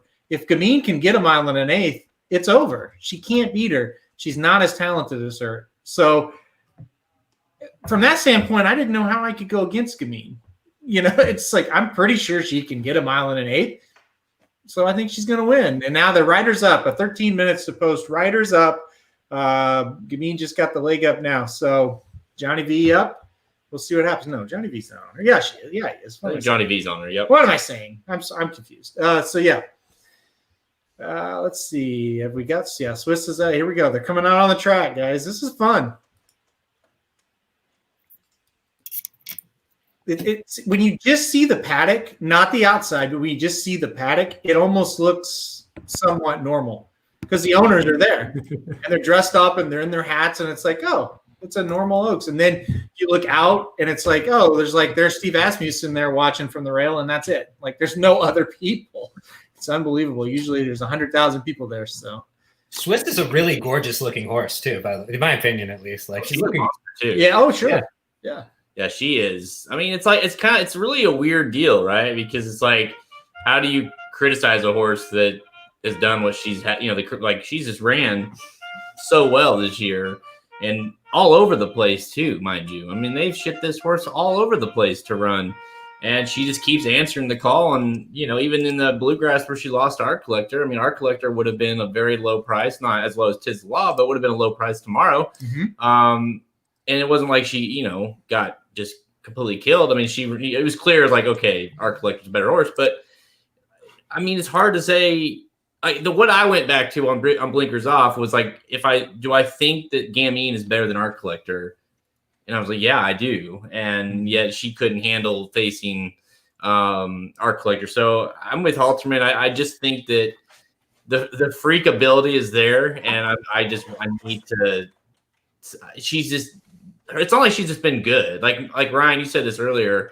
I mean, she's been like freaky good, and just untested completely. And I get that the distance is the issue, but I'm willing to ride that. Especially if you're sitting right now at 4 to 5. I mean, hello. If you get close, if she goes to even money, I'm pounding that. Which horse is more likely to not hit the board if one of them doesn't? By the way, like when people talk about like Swiss versus Gamine. I think it's Gamine, which is a funny thing to say after I just right, because I do think Swiss Skydiver is like, you know, and again, I do listen, guys. What Magic said earlier is like, you know what Swiss Skydiver is. Like, there's no questions of what she is. She's going to show up. She's going to run her race. She's very good. Mm-hmm. We know that about her. And it's like, unless something weird happens, that's what she's going to do. And she can very well at least hit the board. Whereas I guess, like we're saying, Gamine is kind of like, she's a freak, or she can't get a mile and 8, you know, and then all of a sudden that becomes a little bit of a question. Well, if she can't get a mile and an 1/8 and she gets pressured, she will be off the board. I mean, we know that. I don't see how even if she can't get a mile and an 1/8, if she doesn't get pressured, she's not going to miss the board.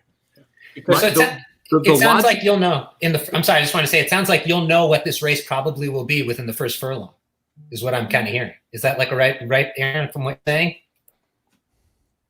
If she's not getting pressured, you know she's not going to miss the board. Yeah, that's what I mean by that. Sorry, Mike. I didn't mean to interrupt you. Yeah, go ahead.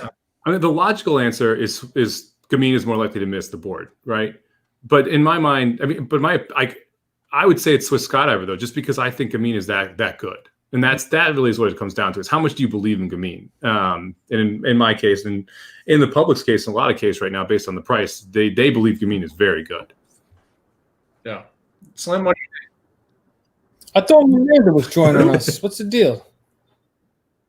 I thought Miranda was coming on. Instead, you got brilliant commentary. Yeah, what happened here? She's coming out tomorrow, maybe. I don't know. Ooh, tomorrow. She tweeted out that she was joining today. Yeah, I'll ask her. She tweeted out she was going to bring estrogen live stream for the Oaks Day. Yeah, I sent it out to her. Oh, well, then she has no excuse. No. Michael, who like in the turf tomorrow? Aaron and I are on the 4 and the 8. Or on the there were 4 and 6. Sorry. Oh, I don't know. It's the 8. Sacred Life's the 8. Yeah, I think so. Yeah. So it's the 4 and the 8. Yeah, that's the two that we're on. That are not Rock Emperor. Yeah, correct. This is exciting. We'll get it done. I like the 4 too. I'm with Samich. I think that horse is going to run well tomorrow for sure. But that 8 does scare me. I'll say this about Digital Age, and I'm with you guys. I like him, but he's disappointed me a lot over the last however long, 2 years. So I can't say. That's why I put Sacred Life on top. It's like, that Digital Age, he'll do something, screw it up. So, wait a second. I heard it. We may have Miranda. Whoa. What's that Chad Brown Paco Lopez combo that's so deadly? Brandon texted me. He wants to know why I'm the only one that wore pink today. Why nobody what? I'm the only one that wore pink on Kentucky Oaks Day. Yeah, I was gonna wear pink, but then I want to wear this shirt today. So yeah, I don't have any pink racing dude shirts. So yeah. I was trying to represent. Miranda, what's your excuse for not wearing pink on Kentucky Oaks Day? No, there she is. Maybe. Yeah. Is she there? There she is. Maybe. Well, there you go. She's got the Vinny connection, apparently. Yeah. That guy gets on here, it never works. Oh, God. She kept her word. All right, we're down to 6 minutes here to the Oaks. Okay. Yeah, we got to get focused. Magic has a very low tolerance for bad internet connections. Like, nope, you're done. You should see what it's like when we're recording the preview show. So I'm like, nope, you're done. We're done. Nope, we're out. Oh my gosh. Drive a hard bargain.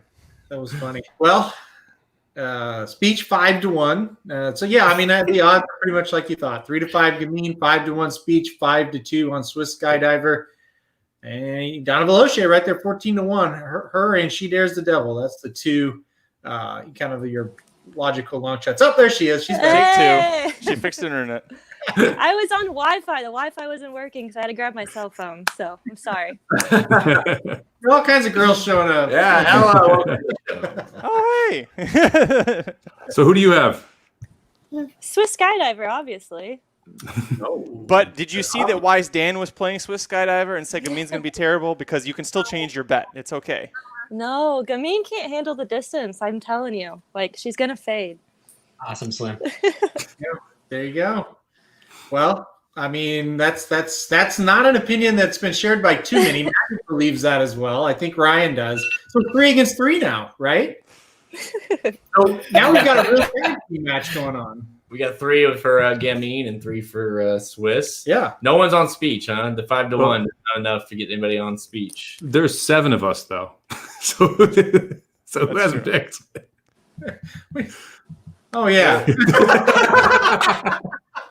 I guess he's counting us as 2. As you both Gamines? Yeah, joint vote, yeah. Joint one.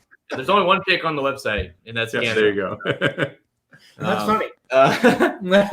Good Yeah, call. I'm here. Well, we're still winning then, right? 4-3. Yes.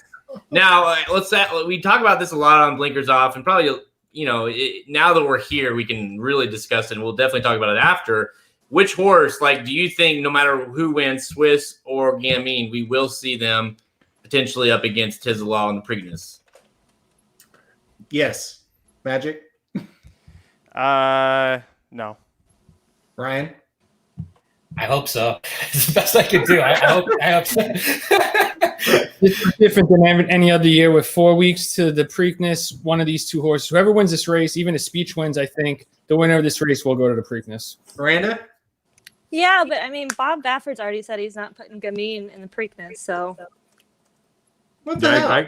I agree with Miranda. I don't see any way Baffert puts her in the Preakness and then runs her back in the Breeders' Cup. I think he's just going to train up to the Breeders' Cup. I do think that if Swiss Skydiver wins, I expect Swiss Skydiver to go. I doubt Speech would go, just because she just hasn't been that hyped. She's been beaten by a lot of these before, so I'd expect that she stays out of it and runs.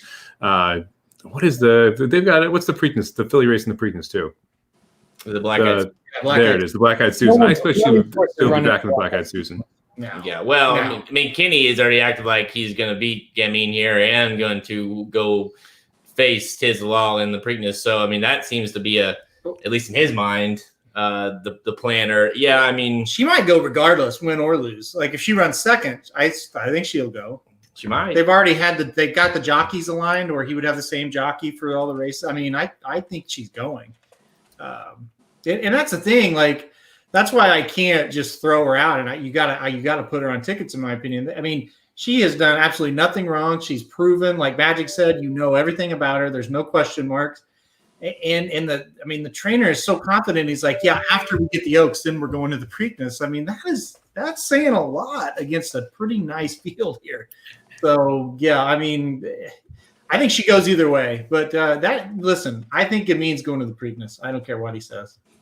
I'm starting to feel bad for Swiss Skydiver. I mean, this is just a murderer's row of races that she's running now this year. I mean, this is the 7th straight graded stakes she's going to be in at 1, 2, 3, 4, 5, 6, 7 different tracks. This is different jockeys. This is crazy. And now she's going to run today, and then if she goes on to the Preakness, I mean, that's a really tough set of races to expect that you're going to have the best of that horse at the end of that string. Yeah. not to mention she just ran a mile and a quarter race. As a prep for the Oaks. So it's unlike anything we've ever seen. Obviously this year has been crazy. So to have a horse that's ran this many times, Matt or Samich, you mentioned this a little bit on your interview you did yesterday, where it's like we just have a weird year where we have we already know so much about these horses at this point of the year that you kind of have a better feel for, especially the top heavy horses like the Swisses and the Gamines and the Tizelaw tomorrow. We know who they are essentially. And even more importantly, we know who the horses the horses also in the race are that can't touch these horses. So I feel like we have a little bit more information. I mean, at the bottom, I'm with you, man. I think Gamine's going to Preakness regardless. I mean, but I don't care what Bob Baffert says. I'll text him after this. I love how you guys are like, Kenny McPeak's telling the truth and Bob Baffert's lying. Yeah, it's opposite day, didn't you know? Yeah, Baffert's usually it's the other way around. Usually McPeak's lying. Baffert never told a lie, guys. Never. So don't. You know why Baffert would want to put Gamine in the Preakness? You want to know why? Because he has won 2 Triple Crowns. He doesn't want anyone else winning the Triple Crown, so that's why he'll do it. There you go. That's because his ego. Well, it does help that she's the horses. I mean, she only ran like what 4 or 5 That's times. hilarious. Yeah, it would be fun to see the two of them face each other. I do think they're the best 2-3-year-olds in the country right now. So it'd be fun if they actually knocked heads. I mean, regardless of which filly it is, the storyline of a Triple Crown potentially on the line holds hope. Yeah. With the winner of the Oaks, challenging him, that's going to be a great build-up no matter what. Gets me excited. Okay. This is an exciting race. This is exciting, guys. Like, this is fun. All right, they're getting in the gate here. It's Kentucky Oaks time, boys and girls. Swiss Skyver is 5-2. Gamine, what is she, 3-5? So, yep. Is that a good so price? far 'Cause we ahead of talked me. about that with Monomoy Girl. Is 3-5 the right price for you Gamine backers? I would better. 5. I don't know. I'll tell you at the first turn, man. yeah. If she's alone. So you guys are watching the Twin Spires feed? Uh-huh. I know. I had to reactivate my account, but I'll never say this again. It was actually worth it. So. All right, Dream Marie, here we go. Woo! I know who that was. Yeah. Here we go. You're off. Again, in the gate. Ooh. That got a little funky. She got the Bad start for Donna. Swiss is going to tell her. Who's this? Donna's range. There's the devil, isn't it? Yeah, it is. Yeah. 7's up there. All right, so they're doing like mid-first turn for me. Yeah. Well, they're right on the turn now. Yep. Swiss is going to sit right behind Gamine and 23-3. That's not slow. That's not slow. She went 46-3, going 1.1 miles at Keeneland. That's Swiss Skydiver. Gamine went 46-2, going 1 mile 16th. This is going to be a slow internal fraction, though. She's yes, it is because both the 5 and the 1, the jockeys both had like 2 handfuls of rain as they were straight. Well, is like, I mean, look how tall he's sitting on there. I mean, he's 40, almost 48 there. So they slowed it down. yeah. And Swiss is going to make an early move. He's going to cross them. Okay. Gonna happen. Okay. Okay. No, bye-bye. Oh. She's the devil. She dares the devil. Ha, Gamine shut her off. Yep. He sure did. But Donna's rolling. Can she sustain it? That's the big question. Here we go. Here's the test, guys. Yeah. Gamine is 1 mile 8 horse. This is where we're going to answer that Tyler. question. Swiss Skyver's going to have to wheel around, going around all of them Swiss here. got a terrible trip. Now, who can catch her? I think A little bump. If she can hold on, this is a hell of like Swiss has got it, right? Come on, Swiss. Come on, Swissy. She dares the devil. I beat It's her. not going to be Gamine. She dares the devil's going to beat them all. Oh, Oh my gosh. Wow. Unbelievable. Wow. Oh, Wow. so is She Dare the Devil going to the Preakness? I told you nobody's going to the Preakness. Wow, She Dares the Devil ran a great race. She was there the whole time with her. So Gamine can't get 1 mile and 1/8. There was some bumping at the top of the stretch. Jack but- Cox wins another Oaks There with was that some bumping. 15-1. I would Wow. love to see the replay of the bumping. That was a lot earlier than what You they're know that this replaying. horse was originally with Norm Cassie, She Dares the Devil? I'm glad I picked Swiss Skydiver though in the end. You know? He was second best. What's amazing about that performance is she was much the best. I mean, I know it was 2 links or whatever, but that was she set the pace right there on the pace with Gamine. She pounced, she held off those 2 horses and did it. It looked kind of easily. I mean, it's unbelievable. I mean, this horse, by the way, her career high buyer was the last race at Indian Oaks at 86. An 86 buyer last time out, whereas Gamine ran a 108 and Swiss Skydiver ran a 102, and she just beat them both. So that's racing, I guess. I don't know. I mean, underneath play, sure. I love this horse underneath. To win like that. Well, wow. Both horses bred at Windstar Farm, both by Daredevil. The one horse Swiss Skydiver sold for $35,000. She Dares the Devil, $280,000. The hammer dropped. Crazy. Daredevil, have yourself a day. I think there's a doctor in the house that might have predicted the 2 Daredevil horses doing well. Yeah, do you want a chance to talk because everyone else that was wrong has talked? Do you want to talk? Yeah, I mean, I had this in the superfecta in the thing I talked about because I thought she was going to close because I knew Gamine was going to kind of fade back, but I didn't expect her to win. But hey, I had it in my trifecta and superfecta, so I'm happy. Damn. Yeah, it was a good call, no doubt about it. 15-1 too. Man, unbelievable. What does this do for what we thought of those 2 horses, though? Like, should they have been able to beat her today if they were what we thought they were? Or, you know what I mean? Like, it is kind of a surprising result because that was clearly the best horse won this race. It wasn't like the best horse won. Just did both not. It's kind of a shocking upset because I could see why Gamine would lose. I just didn't see them both losing to a horse that would do better than them. I guess Swiss Skydiver, her trip was not ideal. So she, maybe you can make that excuse for her. Gamine just didn't get the distance. I think it's that simple for Gamine. So yeah, in my mind, the knock on Gamine now is you don't want to go in a 1.25 miles, or 1.125 or whatever the heck this was, right? 1.125. Yeah. Another thing about Gamine is I feel like even though it wasn't like they went slow, but they didn't go blazing fast either. Like the speed that she kind of possesses wasn't really utilized, and then when it came time to use, she couldn't pull away. So it kind of kept, Swiss Skydiver and She Dares the Devil right there with her the entire way around. Whereas you kind of, at least I envisioned her to run. I just feel like she's a fast horse regardless of the distance, and I thought she would go faster and just kind of run them off their feet, so to speak. But obviously, I don't think it would have mattered because it's clear that the 1.125 mile hit her pretty hard. What's amazing to me is She Dares the Devil was right there with her, and she didn't stop, and they were not going slow. So that's just an amazing performance right there. To beat those 2 horses, that's the thing. Those 2 horses, Swiss Skydiver killed She Dared the Devil when they faced off at Oaklawn. It was like 10 links back to She Dares the Devil. That was just. I'm just in shock. Now, the 7 to hit the board, not at all. Not shocked by that, but to win, I'm really shocked.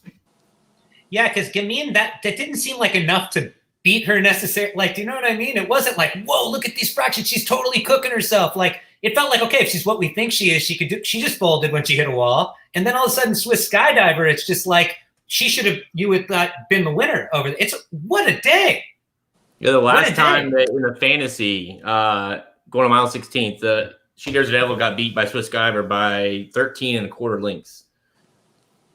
And she just beat her. So, I don't know. I mean, if people want to tune it in, I fully imagine we'd be talking about one of the 2 top horses.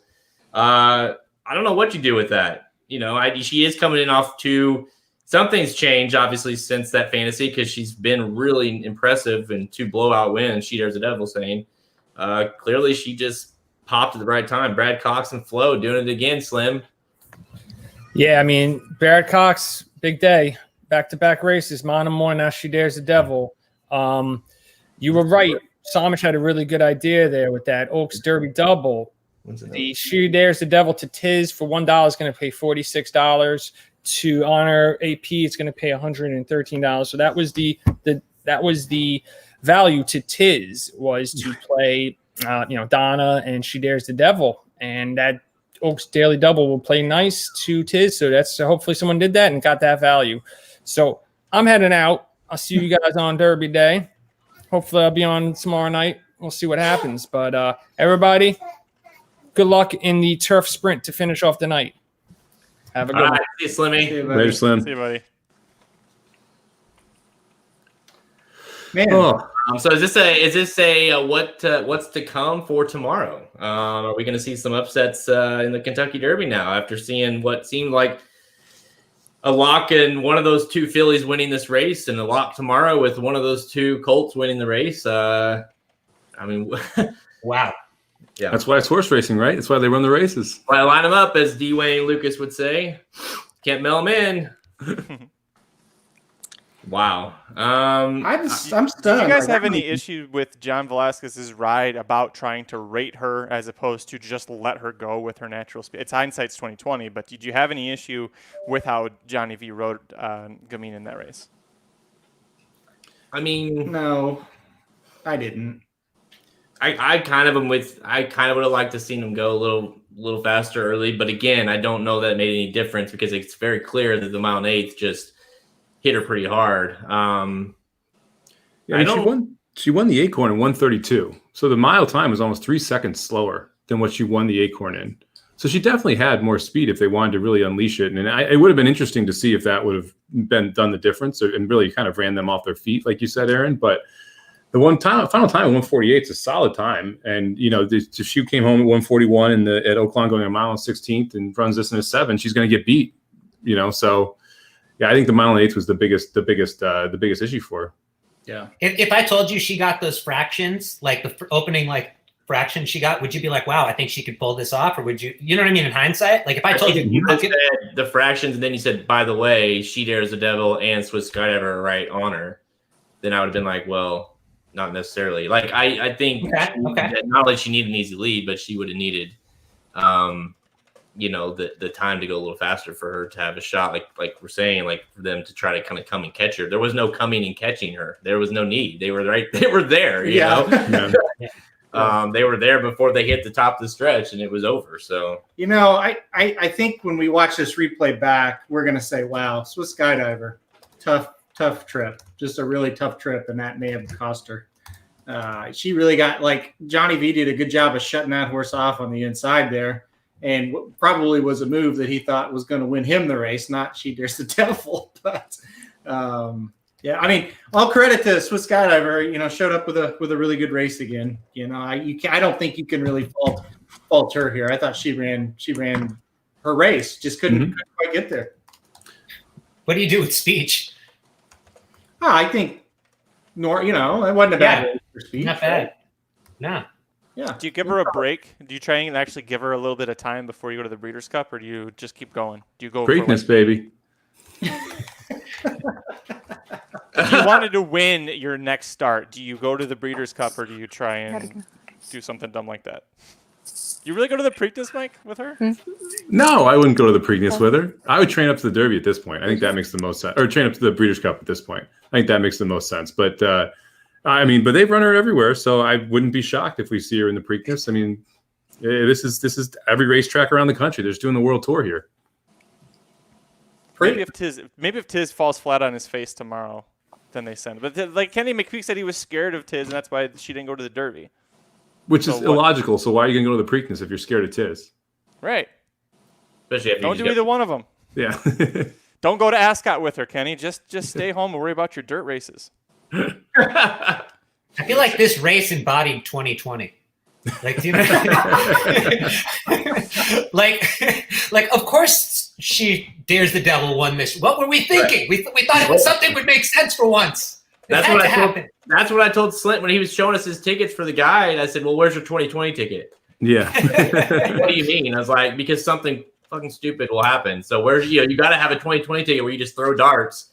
Yeah, I mean, Like the only horse that has broken the 2020 curse, like unhurt, is Tiz the Law. Like that horse is living in 2021 or something. Like Maximum Security's had weird stuff happen to him this year. Every horse but Tiz. Tiz for president. He's doing it. Guy's on fire today.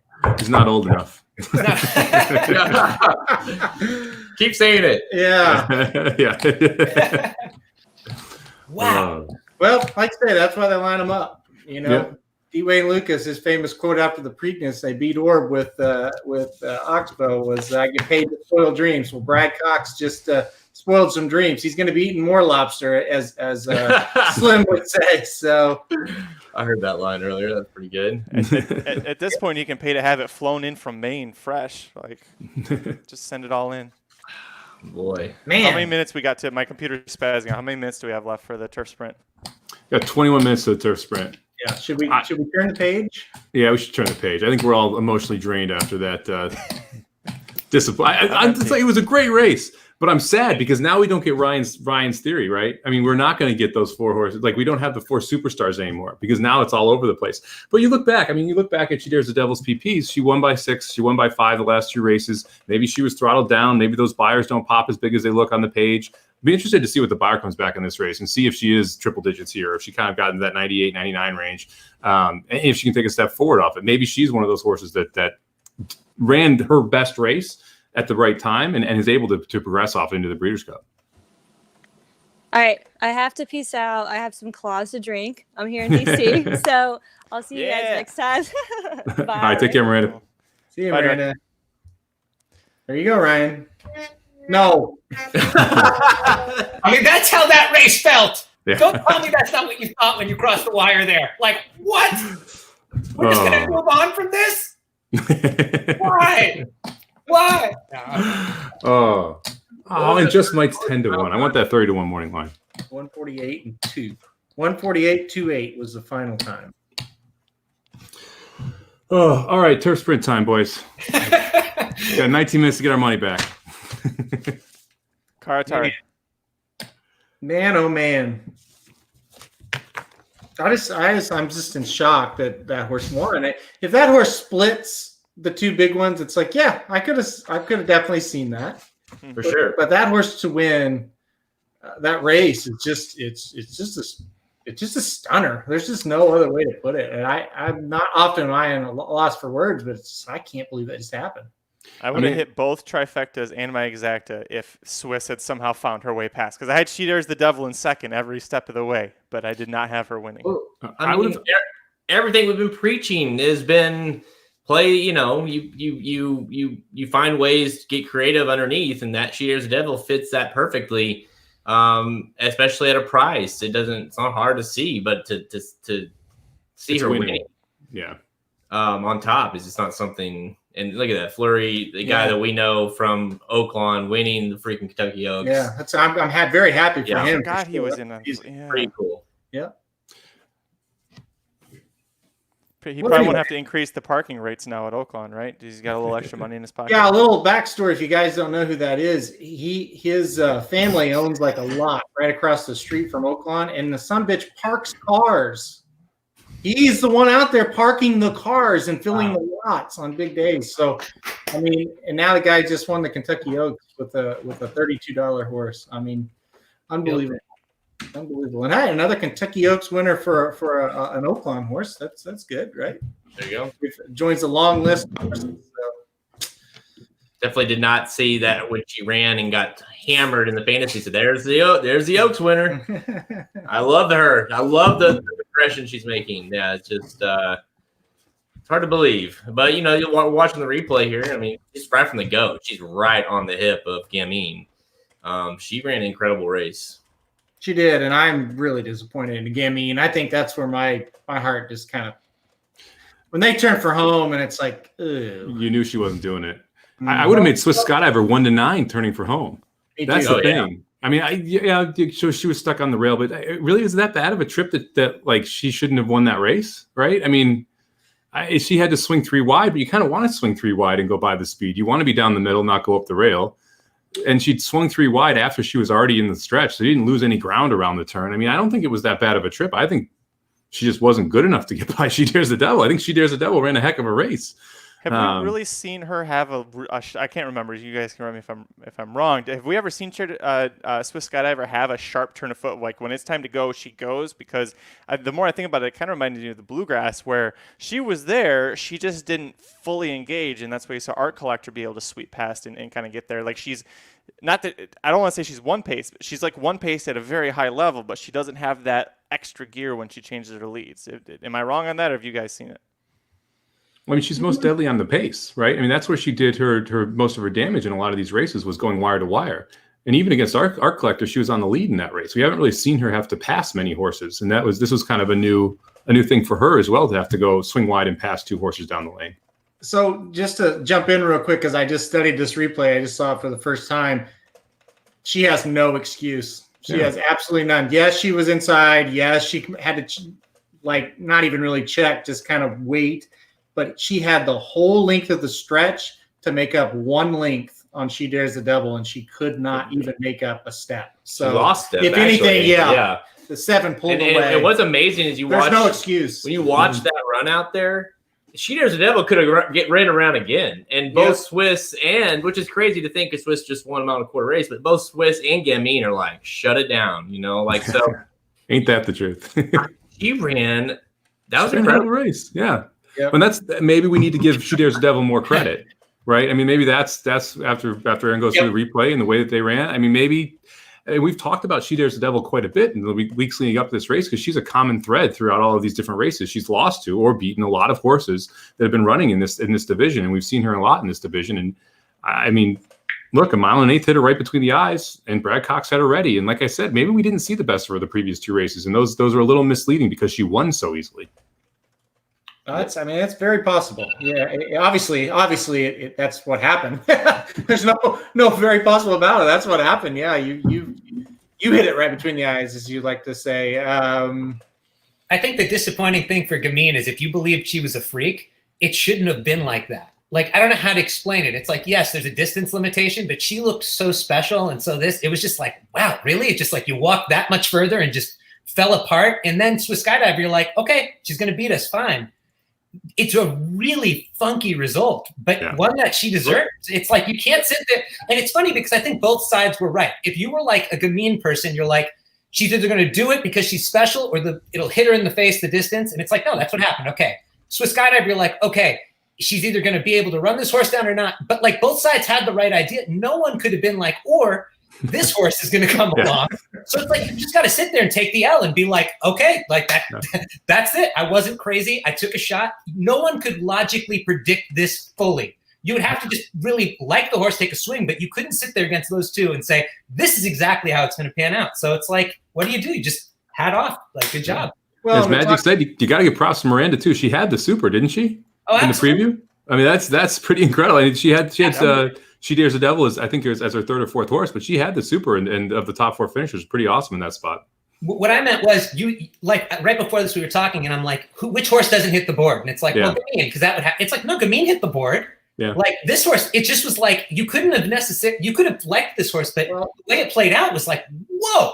Yeah. The knocks on both horses came out, and a different one won. Well put. Yeah. But the thing about it is, the other thing, it's like, this was not a fluke, because She Dares the Devil was right there. How do they get beat? Well, they're going to go head and head, and then somebody's going to pick up the pieces. That's not what happened at all. She sat right off of her, and she went right by her, and she held off the other one. I mean, She Dares the Devil did the dirty work, and then held off. Yeah, exactly. Do you think that's what Swiss, if they could go back in a sense, like, do you think she took back a little too? I can't even recall now. I'm kind of in shock. Do you think that that was their plan, and this horse just got the jump on him? Or just was the better horse? It wouldn't have. It just was so like, what am I watching? I think She Dares the Devil was the better horse today. Just think. Respect. I love this time of the year because it's just when you have, of course, normally it'd be in May, but when you have like normal people that are watching these races, and it's like just today I was like talking to my neighbor, and I was like, dude, there's 2 special fillies running today. You got to watch them because these are, and of course, neither one wins, and that's like, we can kind of comprehend it more with, we're having a hard time. But we live and breathe this every day. But when you're talking about these normal people that don't ever watch it, and you're like, man, this guy that does this for a living, he's tell me about these two horses, and they got beat. So that's horse racing in a nutshell. Hopefully we don't see that tomorrow, because then I have a feeling it'll be just dead. If say tomorrow you have who's the She Dares the Devil of the Kentucky Derby, like 1,000 words. 1,000 words, maybe. That's a pretty good one, I think. That's a good one. Faced everybody, kind of coming back up after a couple Everyone races. kind of agrees 1,000 words is an underneath play. I think everyone here, and then we all probably agree She Dares the Devil. Yeah, 1,000 words is the She Dares the Devil. She goes and wins. And not only that, but I think it'd be important if he literally holds off to, Tiz Law runs a great race. It just like today, like they just hold him off. Like that's what if that happens, we're just shutting down the rest of the feed. We're not talking about the race. Well, luckily there's not a race afterward. Florent is on 1,000 words, this guy says. So there you go. He can get the double. How crazy would that be? All right. We do have 10 minutes to turf sprint. Let's turn the page. Fucking page. Yeah. All right, Aaron, you put the 2 on our ticket for the pick 4. You want to talk about it? Yeah, because the 2's going to romp. That's why I put him on there. It's just that easy. Yeah. No. Listen, no, I've had this. Listen, here's the deal with this horse. I have played this horse a million times over the years, and the horse doesn't really let me down all that often. And with the big scratch of Bound to Nowhere, I thought, okay, now we've got a wide open event where we kind of he was probably going to win the race, most likely. Now it's wide open. So you can go a lot of different ways. And you look at Will Able. First of all, Larry Ravelli is very good with these turf sprinters. He wins these races all the time at all different levels.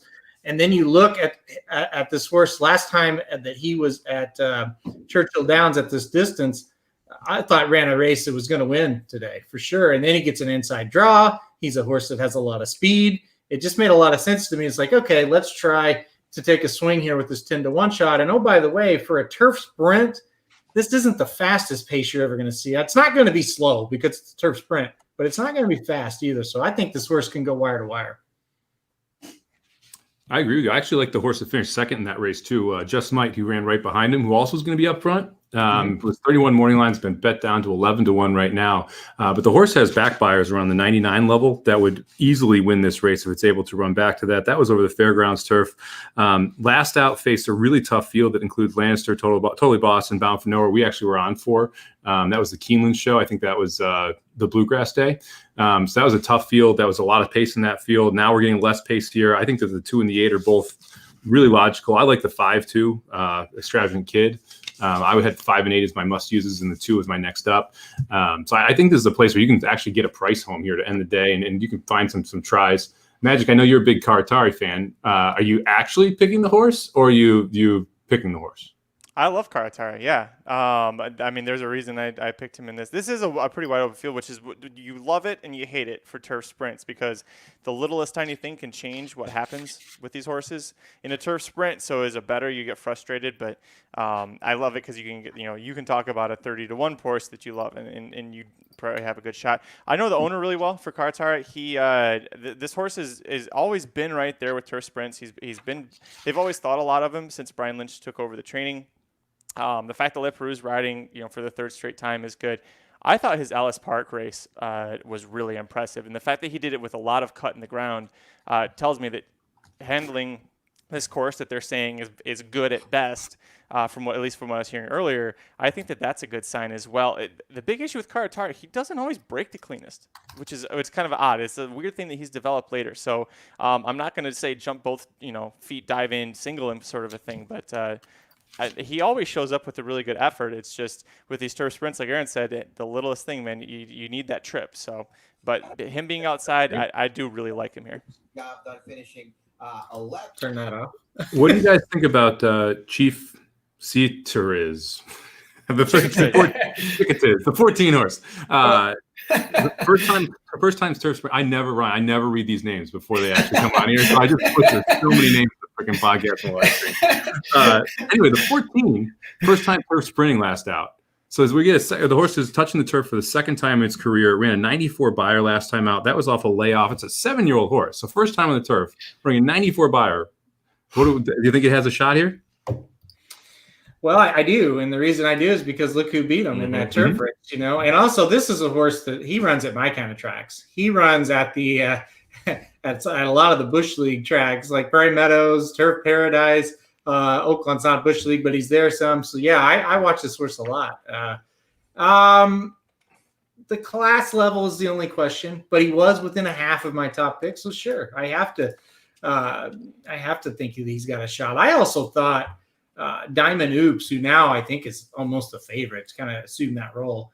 That's a horse, another one that's very. You talked about the 14. Well, the one lightly raced as far as turf goes, but seems to really enjoy the turf. So I thought that was another one that you really needed to use as well. My big concern with him is if he did so well on turf, why has he not been back on turf? Why do you keep trying to throw him back on turf? Why, if he looks so good on turf, why not keep rolling with that? That's what are the connections even thinking doing that? That's my concern with him.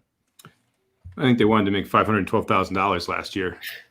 I mean, I think that was the big thing is that the money was in the dirt races, those longer dirt races, and so that's why. But I agree with you, Magic. I mean, he might be a better turf horse than dirt horse, and if he is, because he might also be a better sprinter than router, and if those two things prove out true, then the 3-to-1 price is probably fair here. It's tough to swallow 3-to-1 on that horse with only those two turf efforts on the page. Well, damn, he damn near won the Shadwell. You know, I mean, he ran huge that day at a price. So yeah, I mean, I think playing him at such a low price, plus the factors that Mike said, like it does make it a little dicey.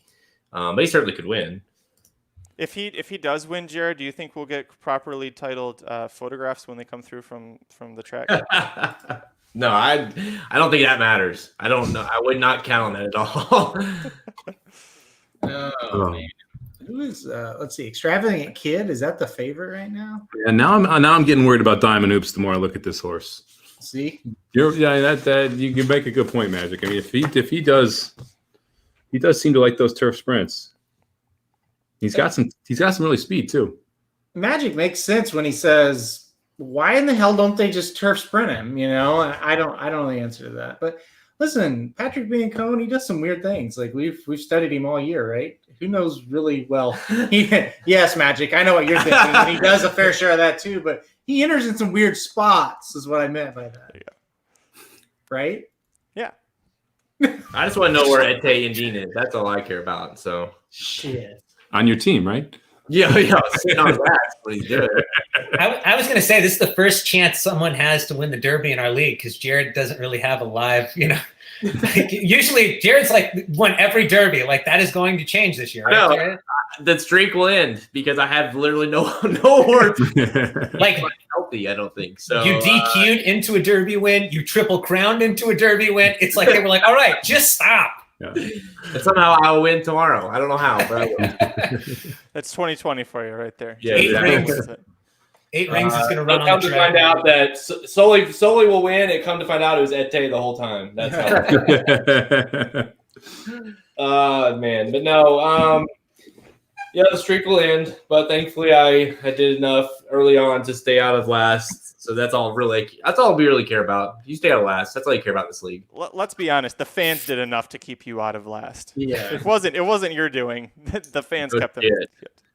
I mean, I feel for them. I visit the fan household these days. Like they don't give a shit. They're dicking around like they've done for years. What I love and Magic is going to ruin it for him because if we can go, if there is fans there, Austin, one of the members, is like wanting to go, and I'm like, dude, of all years, why are you wanting to go? Because if you realize if you're there, we are going to make you wear the penalty outfit on Saturday with Evil. And you're going to ruin it for him. It'll be the last time he ever goes, Magic. Just like I did for Dan. We'll never see Dan at Breeders' Cup ever again. The last time I went to the Kentucky Derby, a disqualification happened. You don't want me back for that, right? Listen, I don't think Ryan's allowed back on these live shows. They always go well, and then that just happened in the Oaks. So. he was killing it with a hype job, though. I mean, he got the blood pumping early in this thing. I had sound effects. Thank you, Mike. I tried to bring a lot. Can you try to bring us back one more time to get hyped one more time, please? Because we need Talk it. about those sprinters.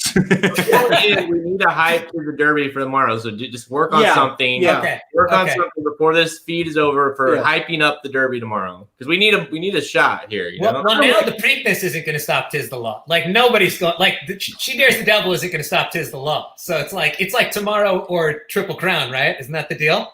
Like if he gets past it, no filly's stepping up there. Well, who's going to show up for the Preakness? How many horses do you think are going to be in that race? The fact that they made it a classic race does add a little bit of intrigue, but still, no. I mean, I don't.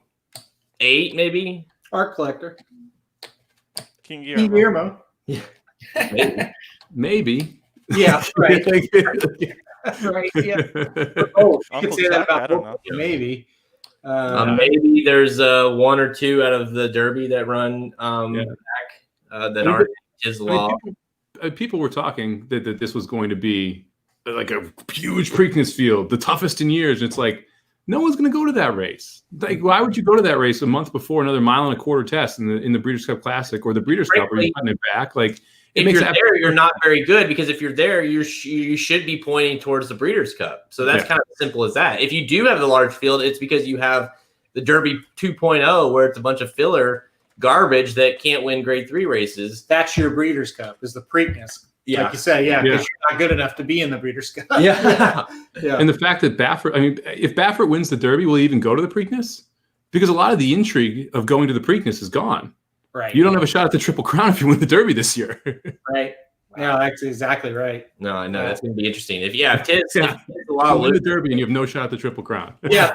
Or if Honor AP wins, I mean, I think you're going to be looking at a very dull Preakness that frankly no one cares about. Isn't that a horse that should run in the Preakness, Honor AP? He should, but he won't. I don't think he will either. Well, he didn't run in the Breeders' Cup last year. I mean, they skipped that to set it up for this year. I mean, their connections clearly are willing to skip races to set up other races. You're thinking it is the law. Honor AP was just a maiden at that point. Oh yeah, that's right. You're right. It was Tiz the Law that skipped it. It did, yeah. Which obviously worked out well. Listen, if you want to get hyped for tomorrow, there have been horses that have had greatness on the line. Where I'm talking about like best horse of all time, and you know what track beat them? This racetrack right here, not Saratoga. Go to Native Dancer, a horse that lost 1 race in his entire 22 race career, and since then came back and sired like every Derby winner. Lost this race. Zenyatta, best filly of all, lost right here. Things can happen. Now, I don't know if it'll beat him tomorrow, but that's going to be exciting to watch. Can this stop him from great? Because let's be honest, Tiz the Law's kind of headed for greatness if he does this.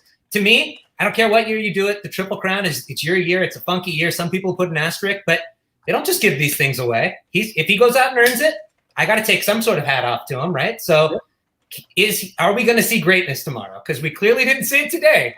Are we going to see it tomorroh? Well, we saw Monomoy Girl. We did. And you know what? That's pretty interesting because honestly, who's going to beat that horse now?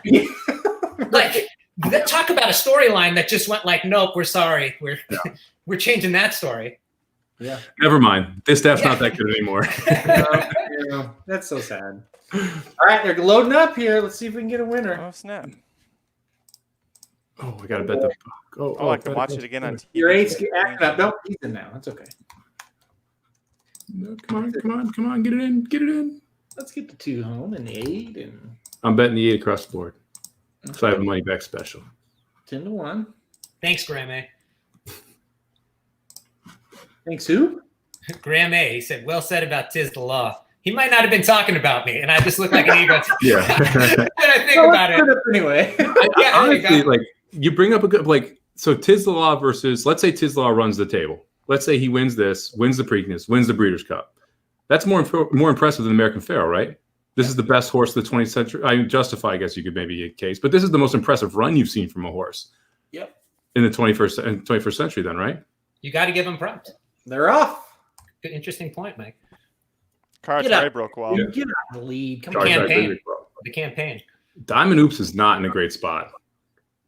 If you want to be a turf sprinter, like sitting right back there, she's getting shuffled all the way. He's getting shuffled all the way back here. Your 8's in a perfect spot, though. I do like the top 2 right now. I like this 2-8 up there. Let's not kill each other. Just control the speed. The horse on the lead in like 20 minutes, so I feel pretty good about this 2 or 8. 14 starting to move a little bit on the outside. 5 sitting on the rail. The 8 looks He mighty looks good. well loaded here. I wish Yep. I got that 30-1 line. Yeah, no shit. 8's gone. Uh-oh, no, not the Catching it. Not the Real 3. news. The 5. Real news. They're all coming. Diamond Oh, Hoops. here's Diamond There's Hoops. Diamond Hoops coming up the freaking edges. Hey now. Uh-oh, Diamond Hoops. Oh, you got it done. That was. How did he finish 3rd? The 8th, like, I'm shocked. Like the whole field didn't pass him after he started giving it up to the top 2. Wow. 1-5-3-12. Oh, that was Should have stopped watching after the Oaks ended. We rode Diamond Hoops. Florent Giroux. man, that's a bummer. That sums it up. Yeah, that's a Oh. nice minute. Oh. I had 5 on top of a try with the 1 and 8. Oh well. Oh well. It's all right. It's all right. Well, so if Swiss Skydiver would have won, we would have hit the premium picks would hit the pick 5. So that's nice. Ugh. It is amazing how many pick 5s and 4s there are this weekend. Yep. There's 7 pick 5s in 2 days. It's absolutely nutty. Yep. It's crazy. Compared to when Slim was a little kid, 50, 60 years ago, and he only had the 1 double, things have really come around. Let's talk about Flynn for just a second. That guy, he was gone, right? On one. he was feeling really good. I didn't realize the old Spectre household now after that. I didn't realize that as a father of a newborn, you could be that far gone and still be trusted with holding. That gives me hope for He's the like, he's future. got the drink in one hand and holds the baby in one hand, and Ellen's He's over like here. sloshing. Yeah. Oh. Meanwhile, we're tied at 3 in Game 7 with 7 minutes left.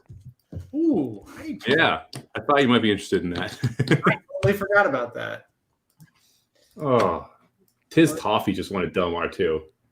Freaking horse ran the last 2 times at Los Al. She's still running? Yeah, she won one back-to-back races at Los Al, then goes to Del Mar and beats a field. I mean, it's kind of a That's shitty Tiz day. Toffee losing to Sauce on Side like 3 years ago. How is she still running? Still winning. Probably wish you could say the same about Sauce on Side. She retired shortly after she got claimed away because they figured out without Peter Miller training her, suddenly she wasn't so good. That's interesting. Interesting. I've never heard of that No, before. Yeah. weird. All right, Hype Man, what you got for the Derby tomorrow? Well, let's talk about some history here. Do you guys know how many Triple Crown winners have won a Travers Stakes? There's been 13 Triple Crown winners. How many have won a Travers? 0. Well, we know American Fair. Oh, that's right. he didn't. I'm gonna go with 2. 1. Let's say 1. There was a disqualification of another that crossed the wire affirmed, but 1 did. Tomorrow, you might see something really spectacular. We saw American Pharaoh maybe run one of the greatest campaigns. That race beat him. This didn't beat this horse. Tomorrow, honestly, you could see history. You don't see many Triple Crowns in your lifetime. Some people go their whole lifetime. They get a few. We might get a few in a few years here. We might get none. I'm not saying that yet. We're going to find out. Another thing, John Sheriffs is like the master of getting a horse to pop. Mike Smith, it's hard to think he can't get 3 derbies in his career before he leaves.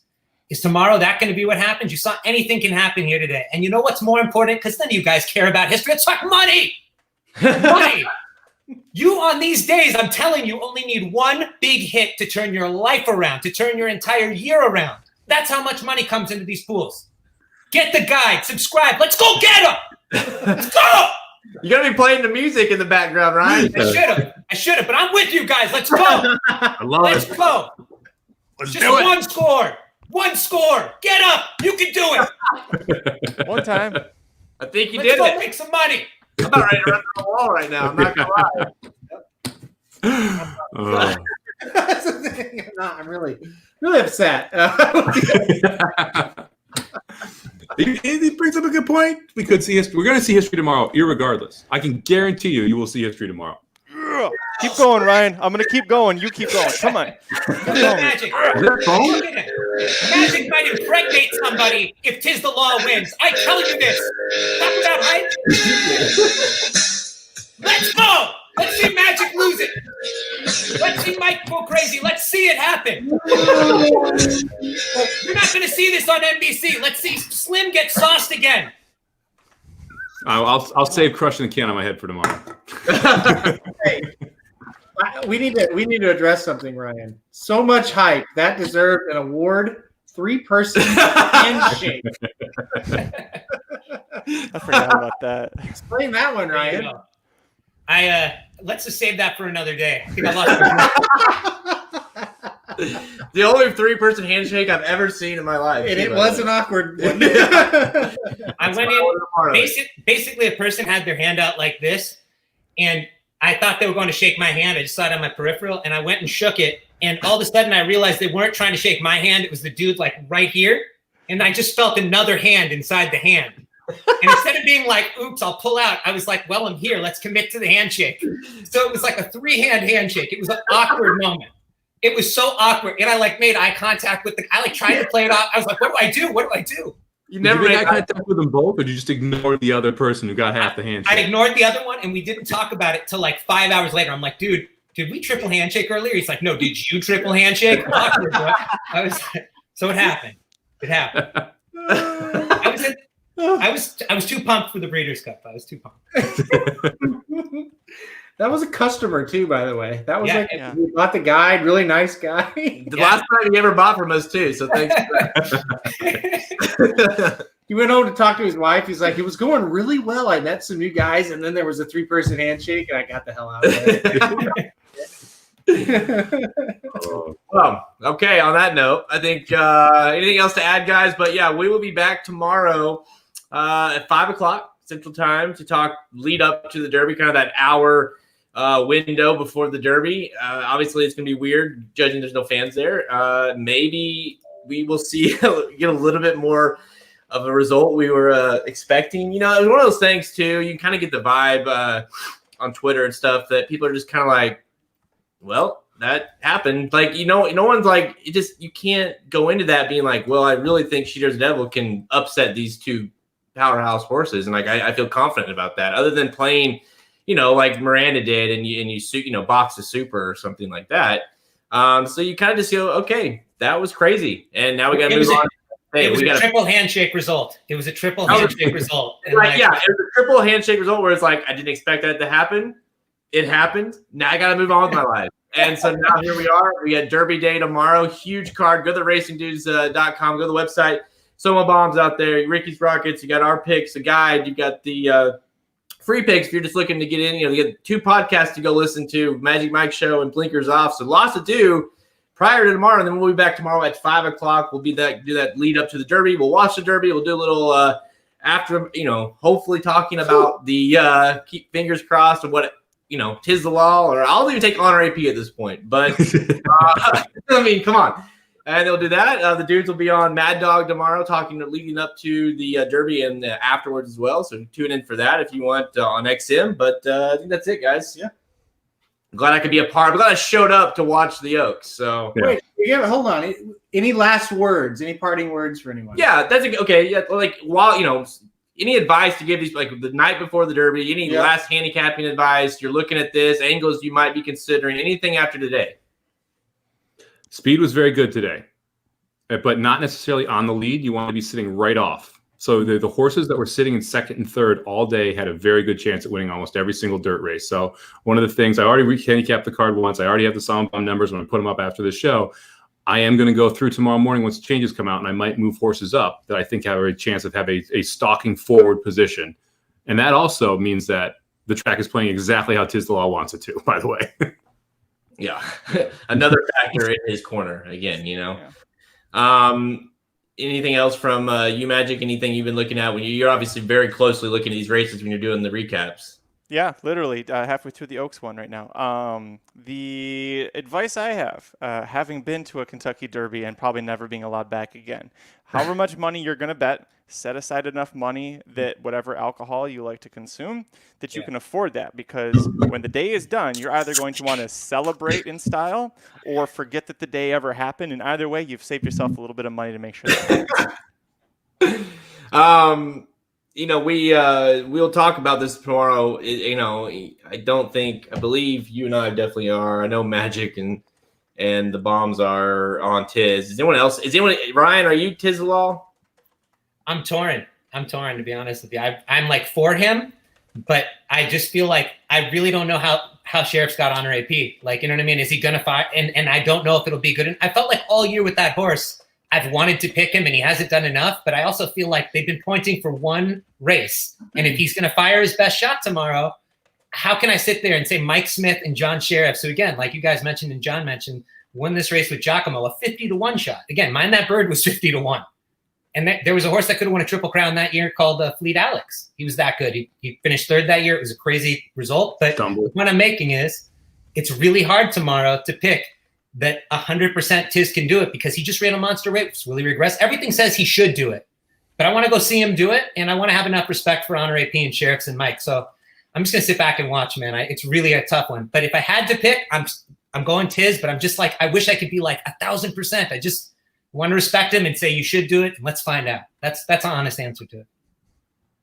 All right. Yeah, I agree. I mean, Honor AP is definitely looms. And I mean, if there was a beauty contest, I wouldn't want to judge between Tiz Law and Honor AP. Those two, Honor AP is just a monster. He looks fantastic on the track right now. I mean, he just is tearing it up. So, yeah. All right. We'll be on here tomorrow. Hopefully, I'm done with this shit. I was gonna say, what are we watching, Aaron? This hockey game is incredible. Get Jared out of the way so we can watch with you. It was tied at 3. It's now tied at 4 with 3 minutes left. We're gonna go. We're gonna go hit the bar pretty heavy after this. I'm not gonna lie. So, yeah, man, I'm really disappointed in the Oaks. It sucked. All right, everybody, tune in the website for a little bit later. Magic will have a recap of that awesome Kentucky Oaks. Have Aaron a right. few minutes. Obviously, go to the website, check out the picks for tomorrow. Thanks for tuning in, everybody. We will see you